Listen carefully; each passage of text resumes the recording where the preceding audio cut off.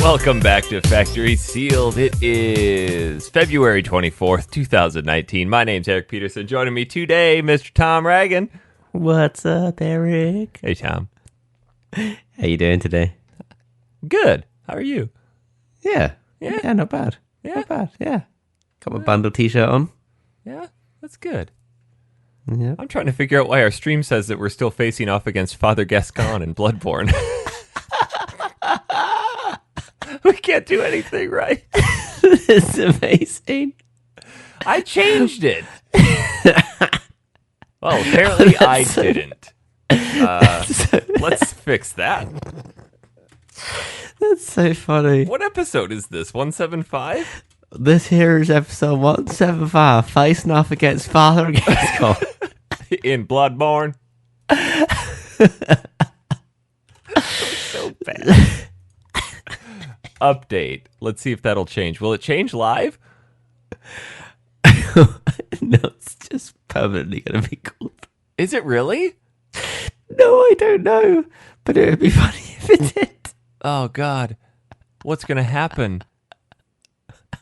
Yep, still says we're facing off against Father Gascoigne and Bloodborne. So you know what? I'm going to just press stop stream. No, it doesn't. No, it doesn't. Did it change? It's changed. Oh, yeah. Shit. Dear. How are we so bad at this? I don't know. Well, to be fair, we've just thrown in 2 new curveballs into our get-up. We've got Twitch and we've got video. Well, third curveball, Dan Curtis isn't here. Yeah, that's true. And he should be because we played his game this week. So somehow you and I are going to have to string together, cobble something together for this. I was going to solely rely on him for this. Dan was going to carry this, let's be honest. That's kind of what I was banking on. When's the last time Dan carried anything? No, it's Crystal that carries the toilet roll. Yeah, that's true. No, so he doesn't carry nothing. Yeah. Curtis. Mike Tyson's not here either. No, resident amplifier. He's off God bothering, I guess. Whatever the hell that means, I don't know. No. Some kind of ceremony. For people, I don't know, who like to bother people God. Celebrating the life of babies and small humans. Ratchet certainly made his mark on this microphone. There's hair everywhere. He gets up on your desk. That cat gets everywhere. That cat goes everywhere. Yeah. If I remember rightly, he gets on top of the kitchen cupboards. He doesn't give a shit. Like by the ceiling. Yeah. He's a great cat. The sauce. Yeah. Just saucing.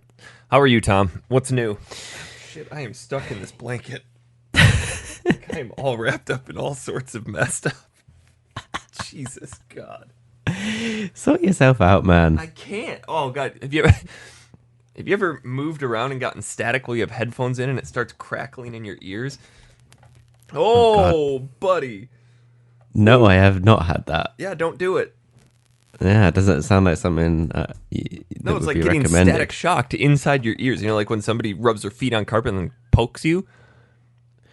Oh, that happens to me at work for some reason. When I walk back to my desk, as soon as I touch my keyboard, I get zapped. But this is in your ears with like 1,000 fingers. No, you should try it. That it sounds terrible. I can't believe you'd even recommend it to me. What sort of friend are you? One who wants to make sure all of my other friends have the same experiences that you do. Just ample experiences in life. It's like if I eat something that's disgusting, it's like, hey, this tastes like shit. Do you want some? Yeah, that is you, actually. Yeah. After shipping multiple amounts of durian candy, Bengo mango lollies, and other really horrible things. Hey, this is really shit. You should try it. You guys I'll have even to send see how it. shit this is. I'll buy it and post it to you. I don't care that this 12-cent piece of candy cost me $14 to send to you. You got to was try it. worth This is it. terrible. So, yes. Yeah, but yeah, I am good. I'm good. Are I'm you? getting used to this earlier start. Early start. Remember? What is it, like 10 o'clock there? Well, we normally start it at is- 9. We know it start at 9. But, you know, before we'd, in the UK, I would start at, I can't remember what time those guys start at now. 3. 3? Yeah. Yeah. So, 7 Yeah. years, man. Well, not 7. Yeah. I'd say probably for the past 4 years, 6 a.m. show or 7 a.m. shows for me. yeah. Oh, we'll be back to 7 a.m. for you soon. It is 7 a.m. Oh, we'll back to 8 a.m. for you then, or whatever. I can't remember. The time is I think we changing. always just stick with 7 a.m. and you guys have to do it an hour earlier. Yeah. Well, time doesn't change in Arizona, right? Nope. Screw that. It's an old World War II construct for the farmers. We ain't want none of that. It ain't World War II no more. Oh, dear. Oh, my Yeah. screensaver just came up. I need to stop that. Oh. That's no good. Well, I was hoping Mike and Dan would have been on so I could regale them with the tale of my snitmas. Oh, my God. Actually, quite a lot's happened in the last 2 weeks. There has been a lot that's happened. Yeah, Merry Snipmas. Merry Snipmas. Let me tell you what. That wasn't nearly as bad as I thought it was going to be. Yeah, well, that's good. Yeah, it was definitely not something I was looking forward to, but in retrospect, it wasn't that bad. Anybody So who's what on did the you fence about getting it done, So get what did it. you have done exactly? The morning of was actually kind of fun because I had a Valium and a Was that your chauffeur. first time? So Christy and I dropped the kids off at school and went to Starbucks, and I'm standing in line and I grabbed my coffee and popped my Valium right there, and it takes about 5-10 minutes for it to kick in, and they were really slow that day. So I'm standing there just starting to feel this Valium slowly kick into my system, and like I'm just caring less and less and less about the shit going on. Like, this is excellent. So it's about a 25-minute drive, and apparently the whole way there, I'm just kind of like getting more and more relaxed and comfortable and just slouching down. Like, oh man, we could get in a car accident right now, and I would not care one bit. Are you But- driving? No, God, no. But we get there, and I was there for a grand total of less than 20 minutes from the time I walked in the door till the time I was back in the car. 20 minutes. Wow. But tell you what, man, laughing gas, that's a treat. That is a treat and a half. I got in there, and the Valium only did so much to waylay my concern. I mean, because as a guy, you're like, okay, that's the bits. Like, you're gonna be doing stuff there. And the lady comes in and hands me the laughing gas tube, and she's like, okay, now just take some really deep breaths. And you know, if you've ever had laughing gas, it gives you the perception that your voice changes, which it doesn't. She's like, well, you know, you're going to sound like your voice is changing, and you know, it might make you giggle. And I take a couple of deep breaths, and like 2 minutes go by and nothing's happening. I'm like, oh shit, this isn't going to work. Am I immune to nitrous oxide? And then it hits me like a freaking truck. And I go to say something like, is this working? And it sounds like my voice is like 15 octaves lower, and I just freaking lose it. I just laying there on the table, pants off, exposed to the world, just giggling my ass off. Oh, it was a freaking blast. Man. So Yeah. I kept the tube in my mouth, and I'm just taking deep huffs of it the entire time. Like, this is going to be fun. Amazing. I feel like the combination of things like Valium and laughing gas is kind of ideal for such a procedure. You know, just because of how I would feel pretty nervous, anxious about having anything done down there. Well, it's my like third surgery. You know, I've had a hernia surgery and repair, but Yeah. the cutting part actually wasn't bad. It was like the manipulating of things into place.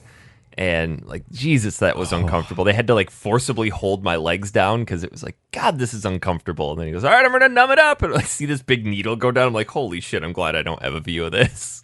Fucking hell. But No way. When I got done, like I was curious. I've had surgeries before. I'm like, I want to see what you're doing. Like, show me what you're doing. I got done and I asked the doctor, like, can I see what you cut out? And showed me. It looks like a little grain of rice. And yeah. So you showed me the picture of whatever they'd removed. Mm-hmm. Is that just like whereabouts is that? What is it that they've actually removed? It's your vas deferens. It's like a 2 centimeter piece of vas deferens, and it looks like a grain of rice. So if they remove something, how do they do reversals? Technically, the modern procedure cannot be reversed because so they take a piece, like here it is right here, and then they take a section out, and then they fold each end. Actually, they cauterize it, and then they fold each end over and stitch those so that they seal completely shut. Oh, okay. So wow, there's that's really fine. That's really fine control. Yeah, to stitch something that small. They used to do 2 incisions, but now they just do 1 in the front, like pull shit to the center and yank it out and go. Like I could hear them cutting, and then I could smell the cauterizing. I didn't give a shit though. I'm huffing nitrous oxide like it's going out of style. Fuck, dude. But as soon as we got done, I gave the doctor a high five, and he handed me a shirt that said "All juice, no pulp." And I walked out, and Christy was just sitting in the waiting room. I think she was expecting this to be like a 2-hour procedure. I just walk out. I'm still the thing about this nitrous is that as soon as you're done breathing it, you give yourself like 20 seconds of breathing normal air, and you're pretty much back to normal. But I had made it out to the waiting room pretty quickly, so I'm still a little goofy from all of it. And I just like swing the door open and walk out. I'm like, let's go. I'm driving. Woo! Jesus. Oh, that's really something. But no, it was all juice, no seed. That was it. Yeah, t-shirt. all juice. I thought it said no. Oh, yeah, it was all juice, no seed. Some of the other ones were like all juice, no pulp. But yeah, it was. And what was the back on the back? It said exterminator. Exterminator.com. So brilliant. Yeah, it was the recovery. Okay. The recovery wasn't bad at all. I mean, I actually just got to sit on my ass for 2 straight days and do nothing, which I'm not used to because, I work a 60+ hour a week job that, I'm constantly on the road and walking around and in meetings and doing all this stuff, and sitting on the couch for 2 straight days sucks. Yeah, you feel really useless. Yeah. Right. Well, and the doctor you said, can't do anything. Just sit. Just do nothing. Go get some bags of corn and some bags of peas and cram them down your pants every 15 minutes. So even though the procedure was pretty straightforward and you felt fine, how about the aftermath, like the next few days? Did the pain come and go? Honestly, no. Because I listened to the doctor. That's why a lot of people have issues, is because they don't listen to the doctor. Like, okay, I'm going to go do this. Woo! Like, I wouldn't even pick a cat up for 2 days. Like, don't lift anything. Like, the heaviest thing I lifted was a controller. So the day I had the procedure, I was before we left the house, I set everything up on the couch. Like, I had all of my control. The night before, I charged all my controllers. I charged my Switch. I put everything I would need within arm's reach of the couch. So I'm just sitting there like, yeah, I need this and I need this. Nice. That's good. Yeah, it was pretty cool. The only time I really had to go was to rotate the bags of corn and peas, which I should probably go throw out of the freezer because I haven't thrown those out yet. Or go to the bathroom, I guess. That must have been pretty scary the first time. The first time, like, this is gonna suck. But my buddy Scott Girardi had just had it done a couple weeks prior. So I was like, all right, man, you got to tell me what to expect. And he's like, nah, it's nothing. So nice. Yeah, I didn't really have any pain whatsoever. None. Good. So, which is fortunate because I've heard some horror stories. One from my uncle who ended up with basically a couple of cantaloupes in his pants. Oh no. So, But then, either way, even if the recovery is difficult, eventually it'll, like, he's fine now, right?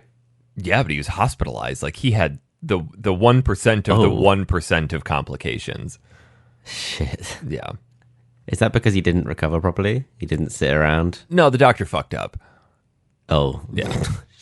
Yeah. But that's why he signed all that paperwork. Like, hey, if you accidentally snip my testicle in half, you ain't gonna sue me. Oh.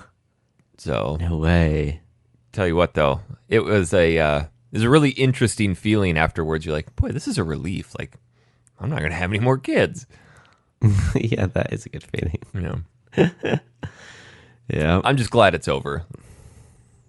Yeah, it's done now. It's done. That part of life is over. It's over. No more oops, baby. Well, I've got a couple months to, To test. yeah, Run some tests. Let's just run say. some tests. So, Oh dear. but yeah, that was the highlight of my 2 weeks Excellent. away. Excellent. Yeah. Good. I don't. Well, I'm glad you're well. Yeah. I'm glad you recovered. And that you didn't have cantaloupes in your pants. I mean, I got cantaloupes in my pants, but that's from nature. It's not from the procedure. Yeah. Yeah. Oh, nice. So, other than that, I don't know what else is going on. Oh, okay. So, during my recovery, I'm kind of glad that Mike and Dan aren't here because I was fully ready to get incessant shit over my dilemma with Kingdom Hearts 3. Oh, yeah. Yeah. And I think of the group, you could sympathize the most.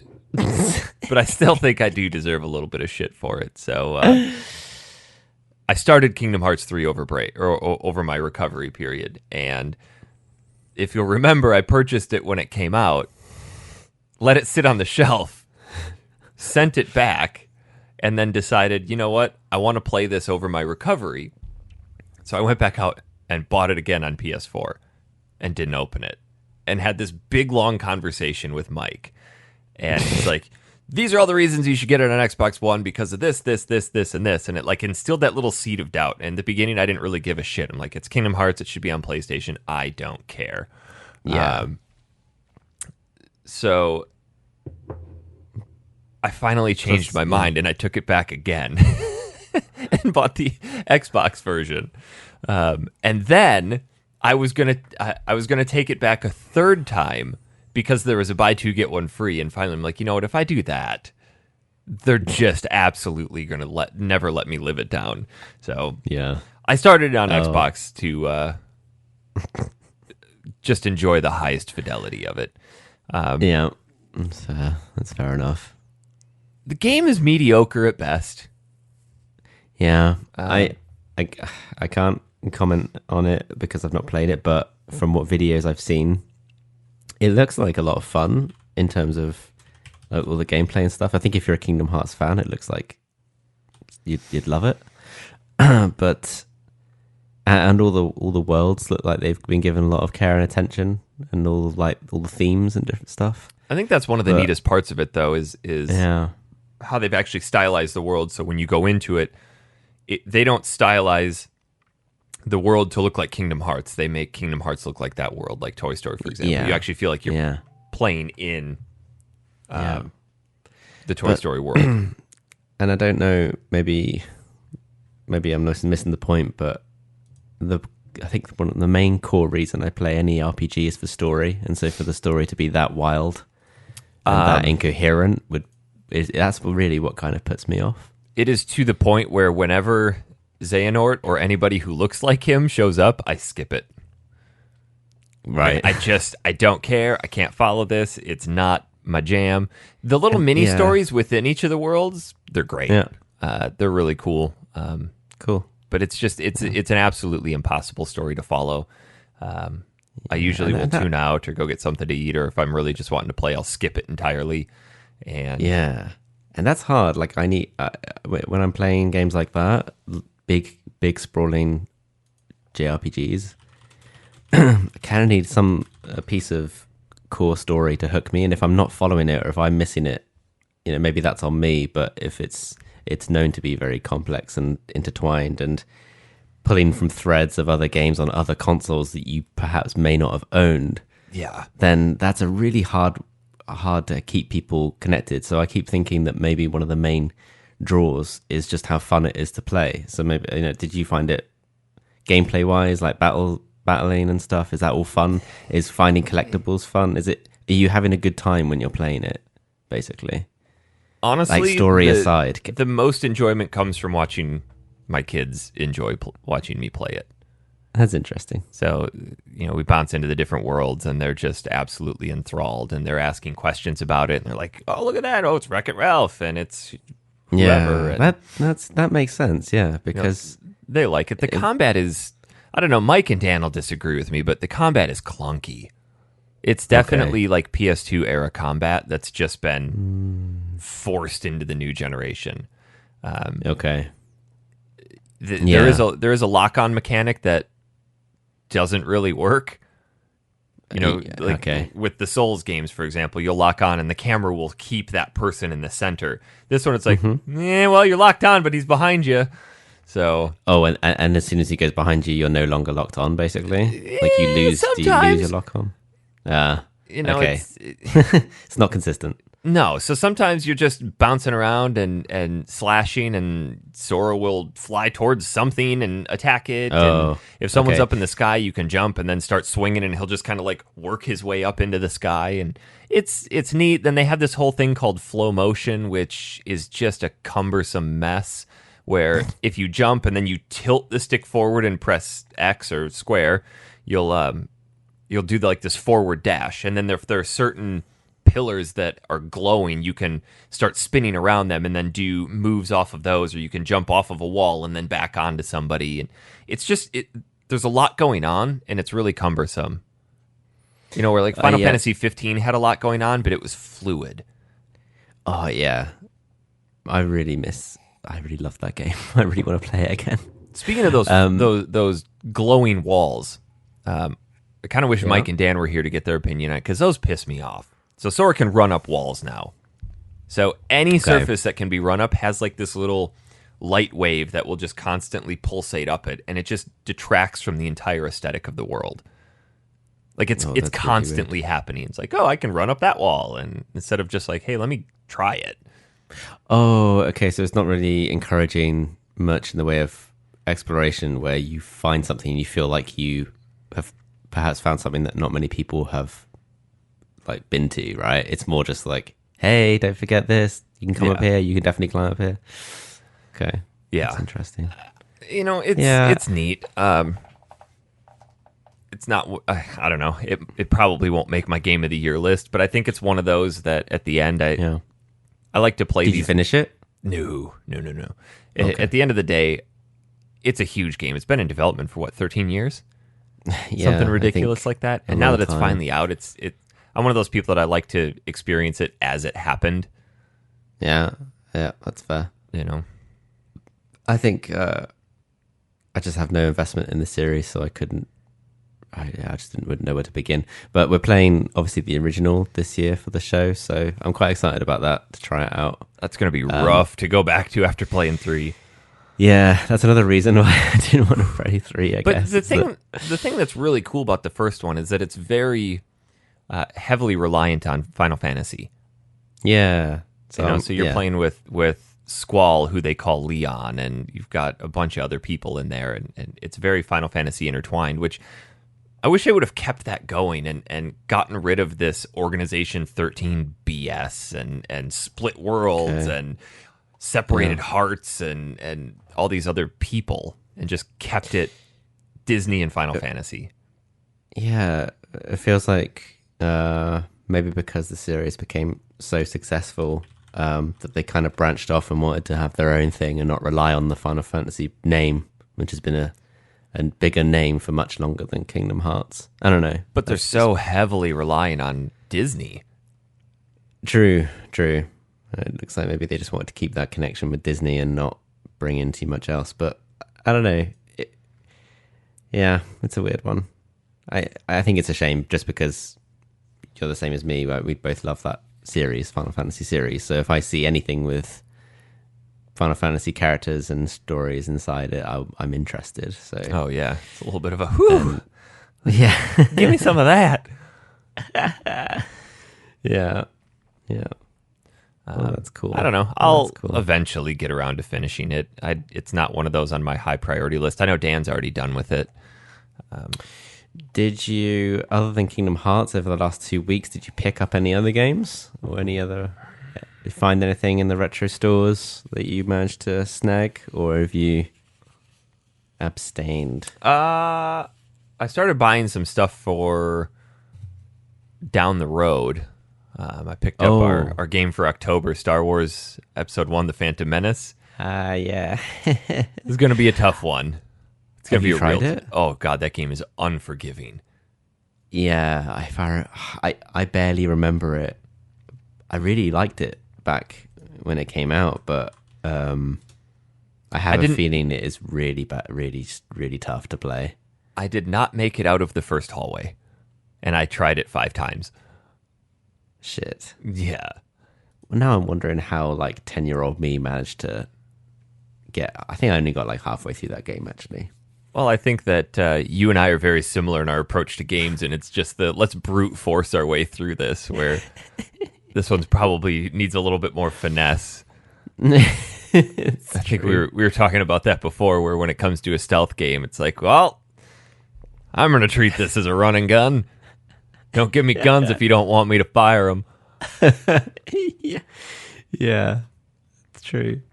So this one... it's a good point actually. Hitman, as well as having stealth pistols and sniper rifles, it gives you a whole bunch of automatic rifles as well. It's when do you want me to use this? These are loud. Don't tempt me. Yeah. I'm trying to think. If I picked anything else up. I'm constantly adding Zelda guides to my shelf for some reason. I don't. When you bought Skyward Sword, was it Skyward Sword you bought? I bought Skyward Sword a while ago. Spirit Tracks. Well, I'm working on getting all of those limited collector's edition books, but I just ended up with another the Breath of the Wild, the really fancy hardcover that they released at launch. I ended up with another one of those sealed, so now I have one that's open and one that's sealed, and awesome. I think my 100-ish, 120-ish guides, 30 of them are Zelda in some form or capacity. I think 5 of those are Wind Waker. It's I don't know why I have that many of the same guide, but they're all different versions. Speaking of Zelda, did you start Link's Between Worlds? No, I was going to say that over the last 2 weeks we had Link's Awakening remake announced. Yes. How could we forget? Oh, we wouldn't have forgotten. Let me tell you what. I'm calling it now. If that releases this year, it'll be my game of the year. Yeah, that's fair. There's very little chance that anything else is going to come out this year that will top that. It's the only Zelda game I ever really loved, I've got to be honest. And there are many, objectively, so many of them are great, but the only one I really have a connection to is Link's Awakening because I was glued to my Game Boy when I was a kid. And going back and trying to play it on a Game Boy, I don't know how the hell I did it. Oh, I don't know. I mean, it's a hot pile. The contrast. The contrast is so rough. And I have fond memories of playing it in the car on road trips and... Yeah, how did you manage that? How I did the same thing. Guess? I remember at nighttime, you could only see the screen every couple of seconds as the car was going past streetlights. Yeah. Maybe that's why we had such an intimate understanding of the world, because we just got to know where this is. Exactly. What do you think of the art style that they've gone for with Link's Awakening? See, I was a little torn on it. It's very Toon Link-ish, isn't it? Well, it almost what it kind of reminds me of is World of Final Fantasy. Oh, with that chibi look to it. Yeah. Which, yeah. I would like to think given it a slightly more gritty look. not too much more, but it looks just very overly vibrant and brash. I think it's gonna very cartoony, but I think it's gonna play very similar to Link Between Worlds. oh, I thought you were going to say that. Yeah. And I kind of hope that they keep some of the mechanics from that. I hope they don't go the route of, and I don't really necessarily know that they could, but the route of like weapon renting. It works for Link Between Worlds because that's how the game is designed. You can tackle the dungeon in any way or in any order. Yeah. This one's got a very linear progression to it.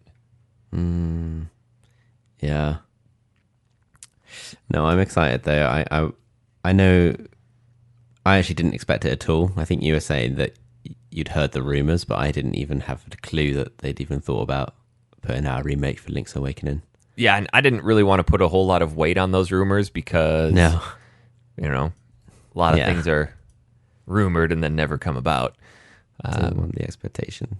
But yeah, they didn't put anything other than end of the year. But yeah, I remember I got a message from Zach. I didn't watch the Nintendo Direct, and he sent me a message like, "Oh my God, it looks so good." I'm like, what are you talking about?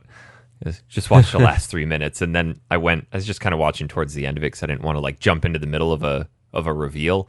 And then they show that opening cutscene. They did this really cool hand-drawn like anime style movie to introduce it. And as soon as I heard that first crack of thunder and saw the ocean, I'm like, holy shit, here it is. This is it. Yeah. It's really neat too to see that they've kept all of the Nintendo or the Mario World references in there, like with the Goombas and the fish. It's really neat. I'm excited. And it's the first time I've been excited for a Zelda game for a while, actually. But the whole Direct actually was pretty decent. Did you end up watching the whole thing, or did you just kind of skim through it? I just kind of skimmed through it. I skimmed, but first I liked. I think it's cool that Dragon Quest XI is coming to the Switch. Isn't it like Dragon Quest XI S? It's like, I think it's a definitive edition with the full orchestral soundtrack and everything. Like it's pretty cool. Like, does the console version not have the orchestral soundtrack? I don't believe so. Well, I think it's either DLC or something to that effect. Whereas the one on Switch is just everything, because the Switch is obviously like one of those consoles that seems to get things last, but then when it does come out, you get everything. Kind of chuck all the extras in. Which I kind of wish I would have waited, because I did buy Dragon Quest XI last November or something. Right, yeah. Still sealed. It'll be perfect. It'll be perfect on the Switch. I'm definitely interested. So apparently, it's not a bad Dragon Quest to play if you've never really delved into the series before. Super Mario Maker 2. Yeah, I'm not too worried about that. I never played the first one, obviously. I've never had a Wii U, but that's probably pretty good for on the go. Finally got a release date for Bloodstained Ritual of the Night. Well, not an actual date, but a rough time period, like sometime in the summer. That game looks fantastic. I'll probably delve into that. It's been delayed a bunch of times, but I think this is the first time they've actually given a window of time that it will be released in. Let's talk about Tetris 99. Oh, Tetris 99. The Battle Royale I never asked for, but now I love. I can't stand Battle Royale, but boy, I love Tetris 99. Yeah, I can't stop playing it. Who would have thought that Tetris would have joined the Battle Royale fad? I know. Do it well. It's fucking Tetris. Like, how do they keep innovating on one of the most basic games ever? I think it really lends itself to the fact that when you get the right gameplay hook and it doesn't need to be really complex. It just needs those core simplistic forms, and it just takes it away. Like, it just runs with it. It's so basic. Everyone knows how to play Tetris. Like, it's pretty simple to get to play, but it's difficult to master. And so, realistically, the only thing they added was they took basic co-op that everybody's always been familiar with, or versus, where if you clear multiple lines, it dumps some shit on your enemy, or whoever you're playing against, and added 97 more of them. and then give you the option. And this is what's really cool. It gives you the option to choose the style of person that you want to dump your crap on, or you can just individually pick. So they give you 4 options where you have random, attackers, KO, and then what's the... random, attackers, KO, and badges. Badges. So random, it just will dump it somewhere. Attackers means that it physically attacks the people who are attacking you. KO means anybody who's getting close. And I've been in that position too. You're like, oh, well, people dumped on me because like you get to that top third and then just and you're done. Yeah. Yeah. And then badges is, I think, anyone who has, anyone who has badges attached to their profile based on how much they've leveled up, I believe. Yeah. I think I have a couple of badges, which it's kind of annoying. Like, you don't really want the badges because you're just, No. it puts you into another bucket of possibility of getting shit on. I'll typically just leave mine on random because a lot of people will choose attacker. So if you're attacking, you're going to get attacked back. So I'll just leave it on random. Oh, yeah. Yeah, definitely. I actually keep it on KO. Oh, really? So that, just so I can help eliminate people as quickly as possible. I had yesterday. I got my furthest. Yesterday, I finished 7th. I was gonna say, what's your best, and how many games have you put in? About 40. So it took me 45, maybe. Yeah, it took me 5 games before I won. I can't believe you won. I don't know how you managed it because in the last 10, the music changes again, and the shapes moved at an alarmingly quick rate. Yeah, it was down to the wire. I was operating within the top 3, and I had this peripheral, like, here's the next pieces that are coming, and it just all lined up perfectly. And as I was getting that last piece down, it was like an L shape that I had to put down, and the top piece was sticking off. As I dropped it and cleared a line, the other person died. So another piece, and I would have been dead. Wow, that's down to the wire. But that's when I thought about retiring. So I started my first match ever. I made it to like 57, and then I stopped. Yeah. Then I was KO'd at 97 or 98. I was one of the first people out. And then I went to 9th, and then another one in the 30s, and then I won. So it's like this really weird spread. There was like no gradual progression. It was just, and you win. Damn it. And I haven't been able to win since, but I consistently, provided I don't screw up in the beginning, will consistently be in top like 20? The top 20, top 10. Yeah. Yes. I'm usually in the top 25. As long as I just, like you say, don't totally screw up. Or you can just get really unlucky. Yeah. Like really early on, someone can just dump a shit ton of bricks on you for whatever reason. It's such a neat game. And it was free. Completely free. Yeah. So long as you have your Nintendo subscription. It's a Nintendo subscription thing? Yeah, because you're playing online, right? So you have to have the right. the subscription. But I mean, it's pretty nominal pricing. I think it's pretty reasonable. You know what isn't reasonably priced? What's that? Final Fantasy IX on the Switch. Oh, Jesus. Holy crap. And I don't know about the US store, because I'm still using the UK eShop, but Final Fantasy IX is number 1 on the charts. People are buying it for £16.99. Yeah, it's which is $22 really expensive. Here. That's really expensive, I think. Yeah, especially when you can get it on the PlayStation Store. For Vita or PSP or PlayStation 3 for $9. Have you seen how expensive the Final Fantasy games are on iOS and Android? Yeah, they're insane. Like, I just don't know who's buying those. It's like... And they're terrible ports, too. Right. Yeah, Final Fantasy VI, $22. This is Canadian. Final Fantasy VII, $22. In fact, they're all... No. All right, Final Fantasy IX, $29.99. Jeez. $30. Is that the Steam port? I couldn't tell you, to be honest. But it looks like it is, actually. Yeah, because you can tell by the text. The text looks sharper. But I can't. Who's going to buy that for $30? I know that there is a weird thing in our brains where we look at apps and we think, oh, that app costs $1. No, I'm not buying that. And then you just go and buy a $3 cup of coffee. But but still, I think $30 is a ridiculous price point for a game that's 20 years old or 19, whatever it is. Yeah, it's definitely that you can not play something. for better. You can have a better experience on a dedicated console.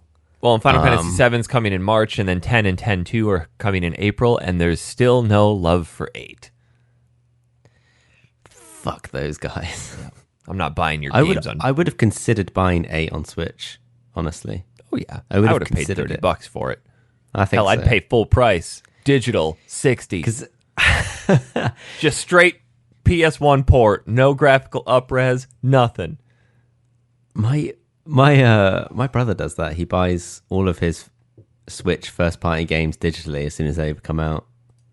I'm like, how? I just couldn't do that. Jeez. $60 digital. Yeah, but I suppose it's better for him to not have to carry around. Well, that's it. Yeah, no storage. Yeah. I never actually tried Yoshi's Crafted World. Oh, it's so fun. Okay. Yeah, it's a lot of fun. I'll definitely be buying that one. It's Sweet. That's something the kids would like to watch too. Oh yeah, it's really cute. It kind of takes that 2D side scrolling. It adds a little bit of dimension to it, where you can take different paths going backwards and forwards into the screen and solving little puzzles. It's nothing too extreme, but Nice. yeah, I'll buy that one for the kiddos. Did you play saw- the demo for Damon X Machina? No, I did not. I think Mike did. Not I sure tried it, and he was impressed. Well, I don't think he was that impressed about no, it. I was not impressed. Yeah. It looked like a really bad PSP upgrade. Oh, excellent. Yeah, really fuzzy and shitty colors, and No. I am interested in this game Oninaki. that's Square's new RPG, isn't it? Yeah, from the I Am Setsuna Lost Sphere guys. Lost Sphere was garbage. I Am Setsuna was really good. Yes. But the two of them, both those games looked. They always looked a little bit budgety. Like, just you could tell that it was like a little, like a bit too far on the other side of unpolished. Yeah, But this one looks like they've spent a lot of time on the animations. It's got like a lot of vibrant detail, great use of like the lighting looks really cool, and it's got a much smoother frame rate. It just looks like it's locked at 60. It looks like a decent game. I'm really excited about it. when is that one coming? I don't think they actually gave a release date. I could be wrong, but I think they just kind of told everybody, look, this is what we're working on. This is what we're doing. I think it's just good to have. It's on our radars, basically. They kind of churn them out pretty quickly. Like I Am Setsuna and Lost Sphere, I think there's only a year or two between those two games. I didn't know that you picked up Lost Sphere. I didn't. I played the demo, which the demo was pretty. They were pretty decent with how much game time they gave you with that. Didn't really get the best reviews. It's just not good. It looks then like when I a mobile RPG. Yeah, and I read more reviews, and they said the story was just really not engaging at all. So that's a real shame. I'm trying to remember what else that they tried to bring over to. Hellblade: Senua's Sacrifice is coming. Yes, Which- that looks cool. That game is fantastic. Have you played came it? Out, yeah, it came out on Xbox Game Pass. Oh, nice. And if you do play it with a really, really good set of headphones, because it okay. relies very heavily on atmosphere and full audio immersion. But awesome. the whole game is just a psychological mind trip. It's super cool. Fantastic. I'm interested. Very interested in that one. And as you would expect, another Fire Emblem, which Yeah, I wish I could understand why that was so popular. But I mean, clearly people like it. There's like 500 Smash characters from them. yeah, I know. Deltarune, from the guy who made Undertale. Eh. Don't know what that is. Probably it could be interesting. Apparently, Box Boy and Box Girl are a pretty big deal. Oh yeah, I didn't even really register those. And then Mortal Kombat 11. Yes, That'd be good to have on there. And then Assassin's Creed Revolution 1776. Yes, That's gonna be on there. And then I guess the last kind of major one was this game Astral Chain. yes. Which kind of looks like what's it called? Near Automata. Near Automata. Yeah. Automata. near stick. Near Automata. Nair. Yeah. It's got that futuristic sci-fi, yeah, cyberpunk it looks a feel little to bit it. like somewhere between Near and Gravity Rush kind of style ish. I want to say. Yeah. I don't know. Did if you it's play really my Gravity jam. Rush? Yeah, I played it on the Vita. So good. It was actually really good. So good. Yeah, I never played the second one though. Probably this didn't come out of the direct, but it is Nintendo news. Probably the saddest news is Reggie, my body is ready, is retiring. His body is no Yeah. longer ready. Oh, but he said in his goodbye video, didn't he say that his body is still very much ready? His body is ready to play games and spend time with family. Oh yeah, what was that thing that he first said when he was? It was one of the earliest E3s Oh, that he did. I'm about He was playing like, I'm all games, about kicking kicking ass, taking names, and playing games or something, and making games. Yeah. That's what it was. Kicking ass, taking names, and playing games. Yeah, awesome. And that was kind of like, okay, this guy's interesting. I mean, he single-handedly is. I think it was him who's single-handedly responsible for Pizza Hut still existing. Really? Yeah, What did he do to Pizza Hut? ate their pizza. No, he. That's not a good thing to say about someone. No, he was the senior director of national marketing for Pizza Hut, where he launched the Oh. Bigfoot Pizza and the Big New Yorker. Do you remember those ads from the 90s of the Bigfoot Pizza? Fuck, I don't know if that made it to the UK. Oh, that is a truly American pizza. Yeah, I don't think that. I mean, if anyone from the UK is listening can correct me, then please do. Oh, Please God. direct me to the UK commercial for Bigfoot Pizza. Fuck Just hell. do a. I think it was a foot wide. I don't know what the exact dimensions on it were, but it's a large fucking square. It's like 3 feet by a foot. I didn't even live anywhere near a Pizza Hut growing up. Oh man! So The the nearest McDonald's was a 30-minute drive from my house. How did you survive as children? Never had fast food at all until I was like 18, I think. What? Yeah. No way. Like, as in, yeah, like McDonald's and Burger King and stuff.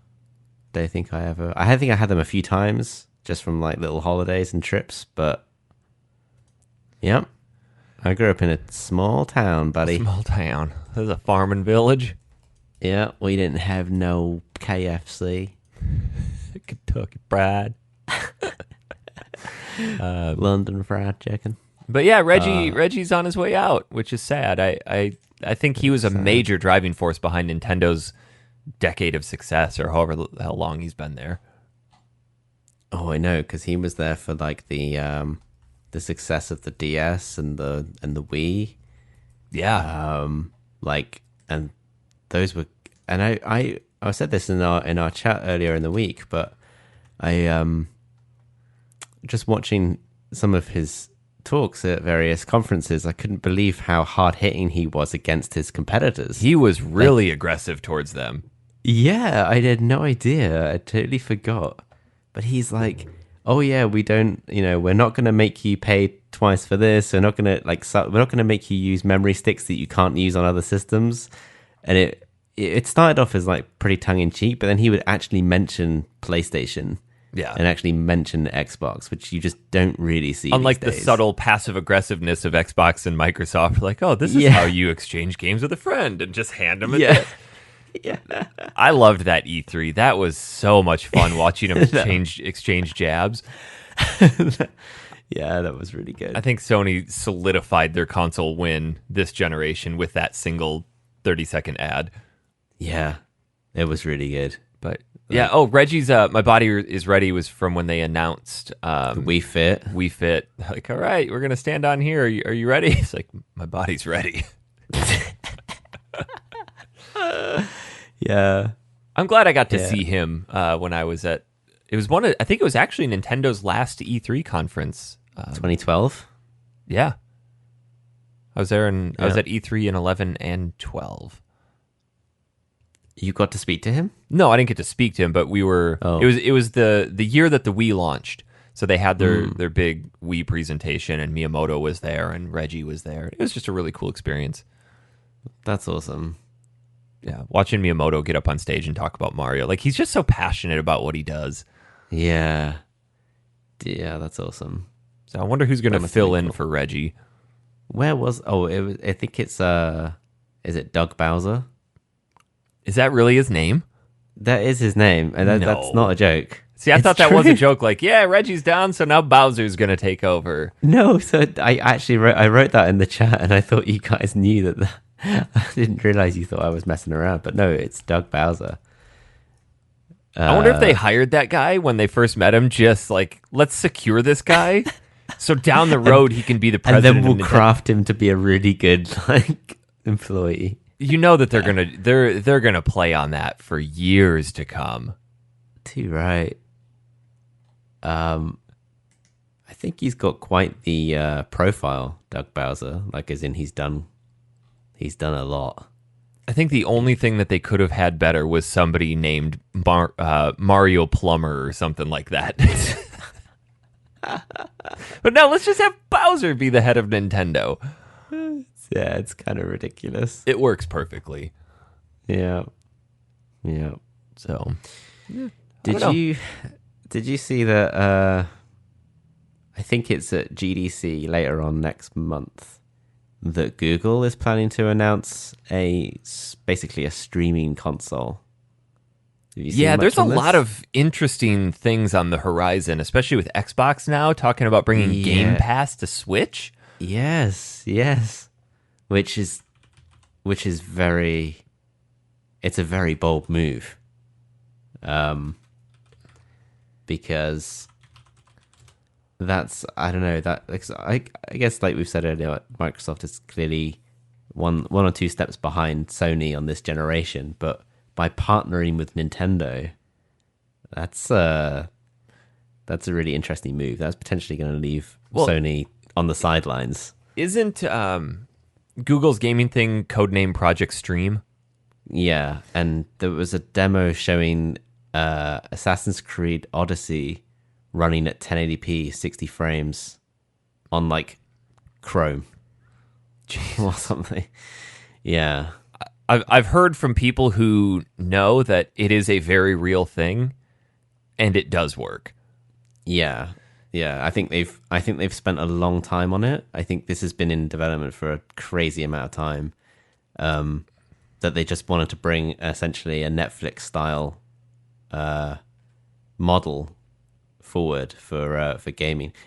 I thought it was going to be something like a Chromecast for games, and or like the Ouya. But I think it's actually going to be a box that you physically connect to your TV, and then it's all powered in the cloud. And at least if you at least have a sort of 5 to 10 megabit connection, which you're by gonna be today's fine. standards is considered It's pretty low. nothing. Yeah, you're going to be fine at running some of the biggest games, which is just like It's wild. been really interesting to see this progression of game streaming and where we're headed, because at the beginning of last console generation, when Microsoft was teasing the Xbox One, they're like, "Hey, we're not gonna have a hard drive or a disk drive. Everything's gonna be digital," and people friggin' lost their minds. Like, we're gonna have a streaming only version of this console. People are like, "No, we want our physical medium." Yeah. So they axed it and completely, supposedly, redesigned everything. But then Sony introduced the concept of PlayStation Now. And, well, it has come a long ways. It's still, to me, nothing that is really very enticing, basically because of the pricing structure. But they proved that, by the fact that it's still just around, they proved that this is a legitimate path forward. And then Microsoft releases Game Pass. And I think Game Pass is one of the most revolutionary things to hit gaming in a long time. Yeah. Because for $10 a month, you just have access to all these games. Now, granted, I don't want to play all of them, but the fact that Microsoft puts most, if not all, of their major first-party titles on there at launch for $10 a month, it's fantastic. And I think that's great for the casual gamer because, they don't have a whole ton of time. They're just going to pop on, they're going to play a couple games, be good to go. They don't care about playing the newest and latest and greatest from third-party developers, which will eventually be on there. Yeah. But, Microsoft is for as much as they've dropped the ball this generation, I think they are really carving a solid path forward because, while we all made fun of them about what they said during their E3 announcements with wanting this to be the next water cooler and the experience and TV and sports and all that shit. Like, okay, fine, let's get rid of that. Yeah. But they want Xbox to be more than just a console. They want it to be a platform and an experience. And when they bridged Xbox One with Windows, so now you get those cross-compatible games that you can play either on either system, and now taking that to different consoles, it's really a unique path forward, and I'm curious to see how they're going to do that, because I truly believe that if every console were to adopt something similar to Game Pass, they would all be just a massive success. Yeah, I have no first-hand experience with Game Pass, but the more I read about it, the more I'm like, wow, if I didn't have either a PlayStation or an Xbox, I would seriously consider an Xbox. But the only thing really the biggest pull for the PS4 has always been the games, the first-party games. It's just the quality of first-party games on that system is phenomenal. And so as long as they have those studios that continue to churn out blockbuster after blockbuster, they'll always have a firm foot in. But it's Nintendo and Microsoft that seem to be innovating on the software front. Well, I think they have how to. Things are delivered to us. Yeah, because they don't have the library, so they kind of have to think about, okay, how can we just make this a better experience then for what we do have? How can we make it affordable? How can we be pro-consumer? Microsoft has constantly made these pro-consumer choices of like, I know, backwards compatibility isn't always a major thing for people, but the fact that you can go back multiple generations on the Xbox One and play your old games, that those discs aren't dead. Yeah, and they've put that time and effort into up-resing them. Like Oblivion in 4K is phenomenal. Yeah, it actually makes me want to revisit some of those old titles. And what are they really getting out of that? They're not making much money on that at all. No. That's definitely a consumer decision, like a pro-consumer decision, which Sony hasn't made many of those lately because they're king of the hill. They kind of don't need to, and that's I don't want to say it's going to be their downfall because I don't think Sony's going anywhere. But that's where other people are going to attack is their complacency. They're like, yeah, we're at the top. Nobody's going to attack us, and we're just going to keep doing what we're doing because it's working. Instead of thinking about, okay, what are other people going to do and try to head them off at the pass. This is just the arrogance of Sony as well. Like we saw it before when we transitioned from the PlayStation 2 to the PlayStation 3. I mean, they were so leaps and bounds ahead of their competition in the PS2 days that they then decided to charge $500 or $600 for their next console, and so that has the slowest start. I actually, when I reflect on that generation, I actually had more fun and better times with my 360 than my PS3. As great as the PS3 was and is, I did at the beginning, and then halfway through the generation, it flipped. Yeah, I think for me, I still really liked the 360. I thought it was a really cool like because I reflect on my like college days that we all had 360s because it was so easy to like play videos that you downloaded. It's like as a media center, it was better. Yeah. Well, for me, it was also a thing about where your friends were. I was always a Sony person, but then all of my friends played 360. Everyone had live. Because Sony took a while to get their feet under them with the PS3. It was the more powerful machine, but it took... But the PSN store, the PS store, if you remember how slow that was. God, it was oh my God. And then the outage as well. Yep. How long was it? It was down for like a month. Quite a long time. Yeah, it was a long time. Hey, they gave you 3 and the games were for more it. expensive, and I was a student at the time. They were all $50, weren't they? Or 60? That's when we saw the jump to 60. Yeah, it was, but I guess it was more because I always bought used back then, like, and there was always an abundance of 360 games that you could choose from, and they were like much more forgiving with their price ranges, at least than they were in the UK. But it's a shame that I think they got their messaging all wrong with the Xbox One, because that system is clearly more powerful than the Pro. Oh yeah. Yeah, and it sucks to look at my shelf of like 70, 80 PS4 games and go, okay, these new first party title or these top tier AAA third party games, like, which one do I buy it for now? Because it's just, if it's going to look better on the Xbox One X and I buy it on the PS4, I feel like I'm doing myself a disservice. Do you think, I mean, it's too early to tell and you'd have to weigh it up nearer the time, but just, would you consider flipping your main console to be the next Microsoft console? I mean, you're probably going to get both, but would you consider having that as your main driver, is what I'm kind of getting at? I don't know. Probably not. Yeah. And I know that sounds super fanboyish, but I like Sony's first-party titles. Yeah, I like that, yeah. That's what it comes down to. All the AAA third-party are going to come to both.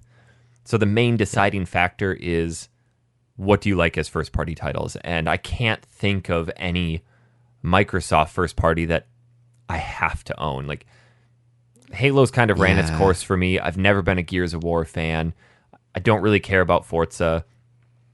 So it's like, what else is there? Yeah, it's such a shame. If they could get their own sort of Spider-Man and God of War and Bloodborne, then they would be really interesting. Yeah. But they just don't quite have it. Yeah. It'll be interesting, definitely, to see where we go, because, we're supposedly a year and a half out from the next console releases, and we've heard nothing. I know. What if next month? What if they announce next month this Google console is $99.99 with a $15 a month subscription to like all the biggest games? Like you get like a ton of games, Netflix style. Would you go for that? I'd probably buy it just to explore it and experience it, but I think ultimately what it's going to come down to for a lot of people is internet bandwidth. Yeah. How much does it consume? Because they're used to the era of like just given unlimited data caps for home internet is kind of a thing of the past. Now you have to pay for that. And if you're going to be streaming and you're going to be playing 15, 20 plus hours a week, you're going to chew through your data.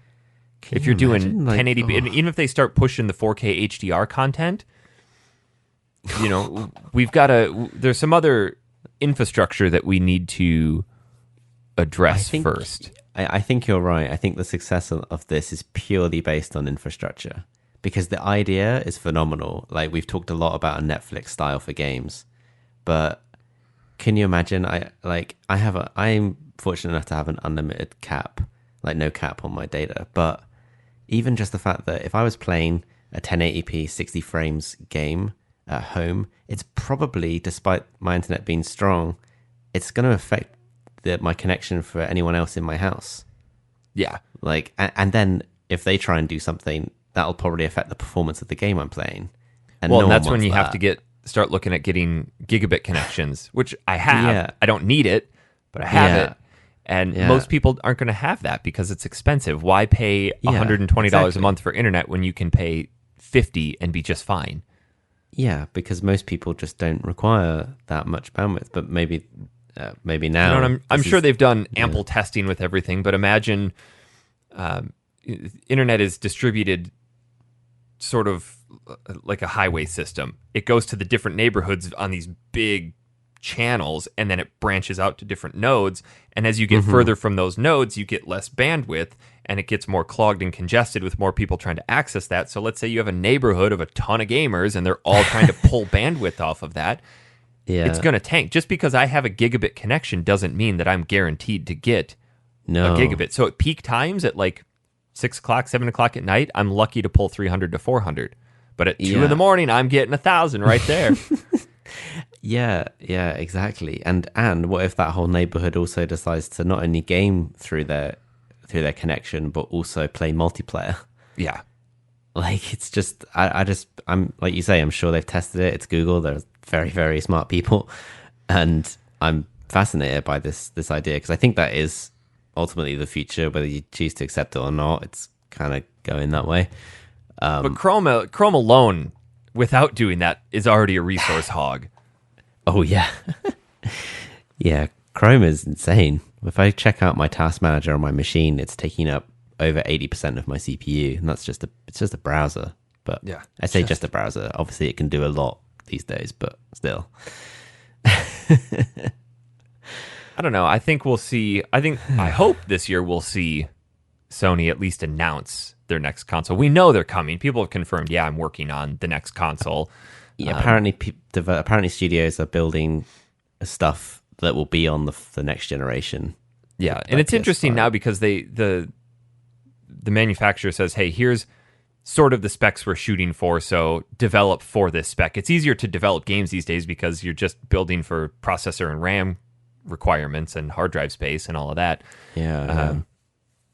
You don't need test kits and all of that fun stuff anymore. So of course. Of course. I don't know.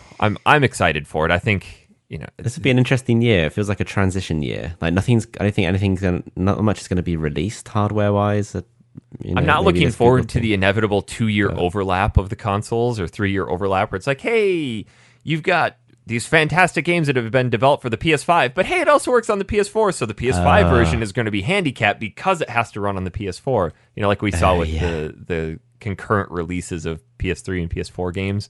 Yeah. Those suck. That's going to suck. Yeah, those always don't work out well. No. What other news? Anything else?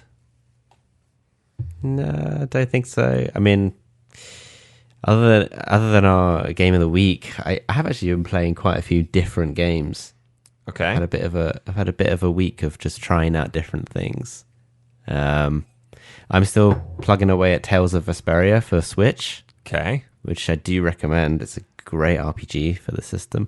But I rediscovered Bloodborne, as the Facebook community would have seen. It was posted quite a bit about it. But man, it just keeps pulling me back, Eric. I'd be at work and I'd be like thinking, is there a new strategy I could try to defeat that boss? Maybe if I farm this, get some more blood beast pellets, and I can go back and I can figure. That's how I've always been with those Souls games. It's just always been great. Bloodborne though is one that never really drew me back in to want to play a second time. I never played New Game Plus on it. But you great. finished it. Oh yeah. Yeah. Damn. Yeah. It's a tough one. It's up there in difficulty with Demon Souls. I'm really struggling. Like, I still managed to I'm still making progress, but it's like I'm keeping my head just above water. I'm never overpowered. It's just, it kind of just, it does just enough to keep me playing. But everything's really difficult. It's never easy. No, absolutely not. The bosses in this one are unforgiving. They're so unforgiving. I'm really stuck on one at the moment. And even though I know it's hopeless, I just still keep going back. I just don't know why. That's the draw of those games, though, because it's difficult, but it's not unfair. Yeah, that's true. Like, I know there's a way. It's just and it's not the game being unfair. It's just me not getting good. So then you just keep playing. Yeah. So, you know what I just realized, Tom? What did you just realize? Demon Souls is 10 years old. Yeah, it is. It is. We've got a couple games that we could kick off of our list. Zelda 2 being one of them. Resident Evil 4. Mickey Mania. No, I actually want to play Resident Evil 4. We could kick off Mickey Mania, Day of the Tentacle. No, I'm just kidding. A Boy and His Blob. Maybe we could take. Yeah. 45-minute game. Real quick before we get into our game of the week. Sure. Apex.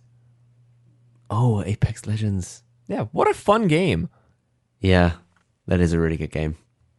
I'm not into battle royales, but this one has some RPG elements to it that just kind of suck me in. I don't sit and obsess over wanting to play it every day, but I've got a group of friends that does play it. And and we played it last week. Yeah, you and me and Scott had a good time. We definitely sucked as a team. Well, eventually we kind of just gave up because at the beginning of each round, you and your squad can kind of mark on a map where you can land and effectively start your game. We learned through my poor decision making that you can't land in the ocean and continue playing the round. Yeah, you just die. That's the end of your first team out.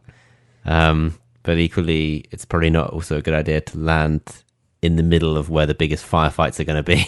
Especially when you're playing with two people like me and Scott, who our main focus. It's the way we're hardwired.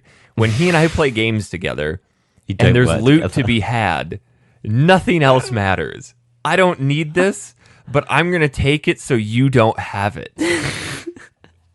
And then I'm going to go drop it somewhere that's inconvenient for you. Yeah. So yeah, playing with you two was a kind of like all for one and one for all. Oh man, it's like just being tethered to a dead body. Yeah, just total dead weight. But it's like it's like a battle royale Titanfall, and actually this is without the mechs, obviously. But this is the gunplay is fun. From what I've learned, there's no like construction or settlements, which I can't really get into. No, I think some of the other battle royale games have that element to it.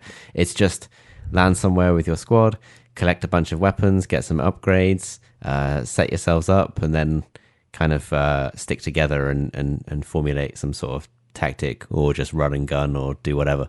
But as this other group that I play with, we've discovered, you just hang to the outside of the ring until it forces you into the center, and you're in the top like 5 groups left, and then you just hope you don't die. Yeah, exactly.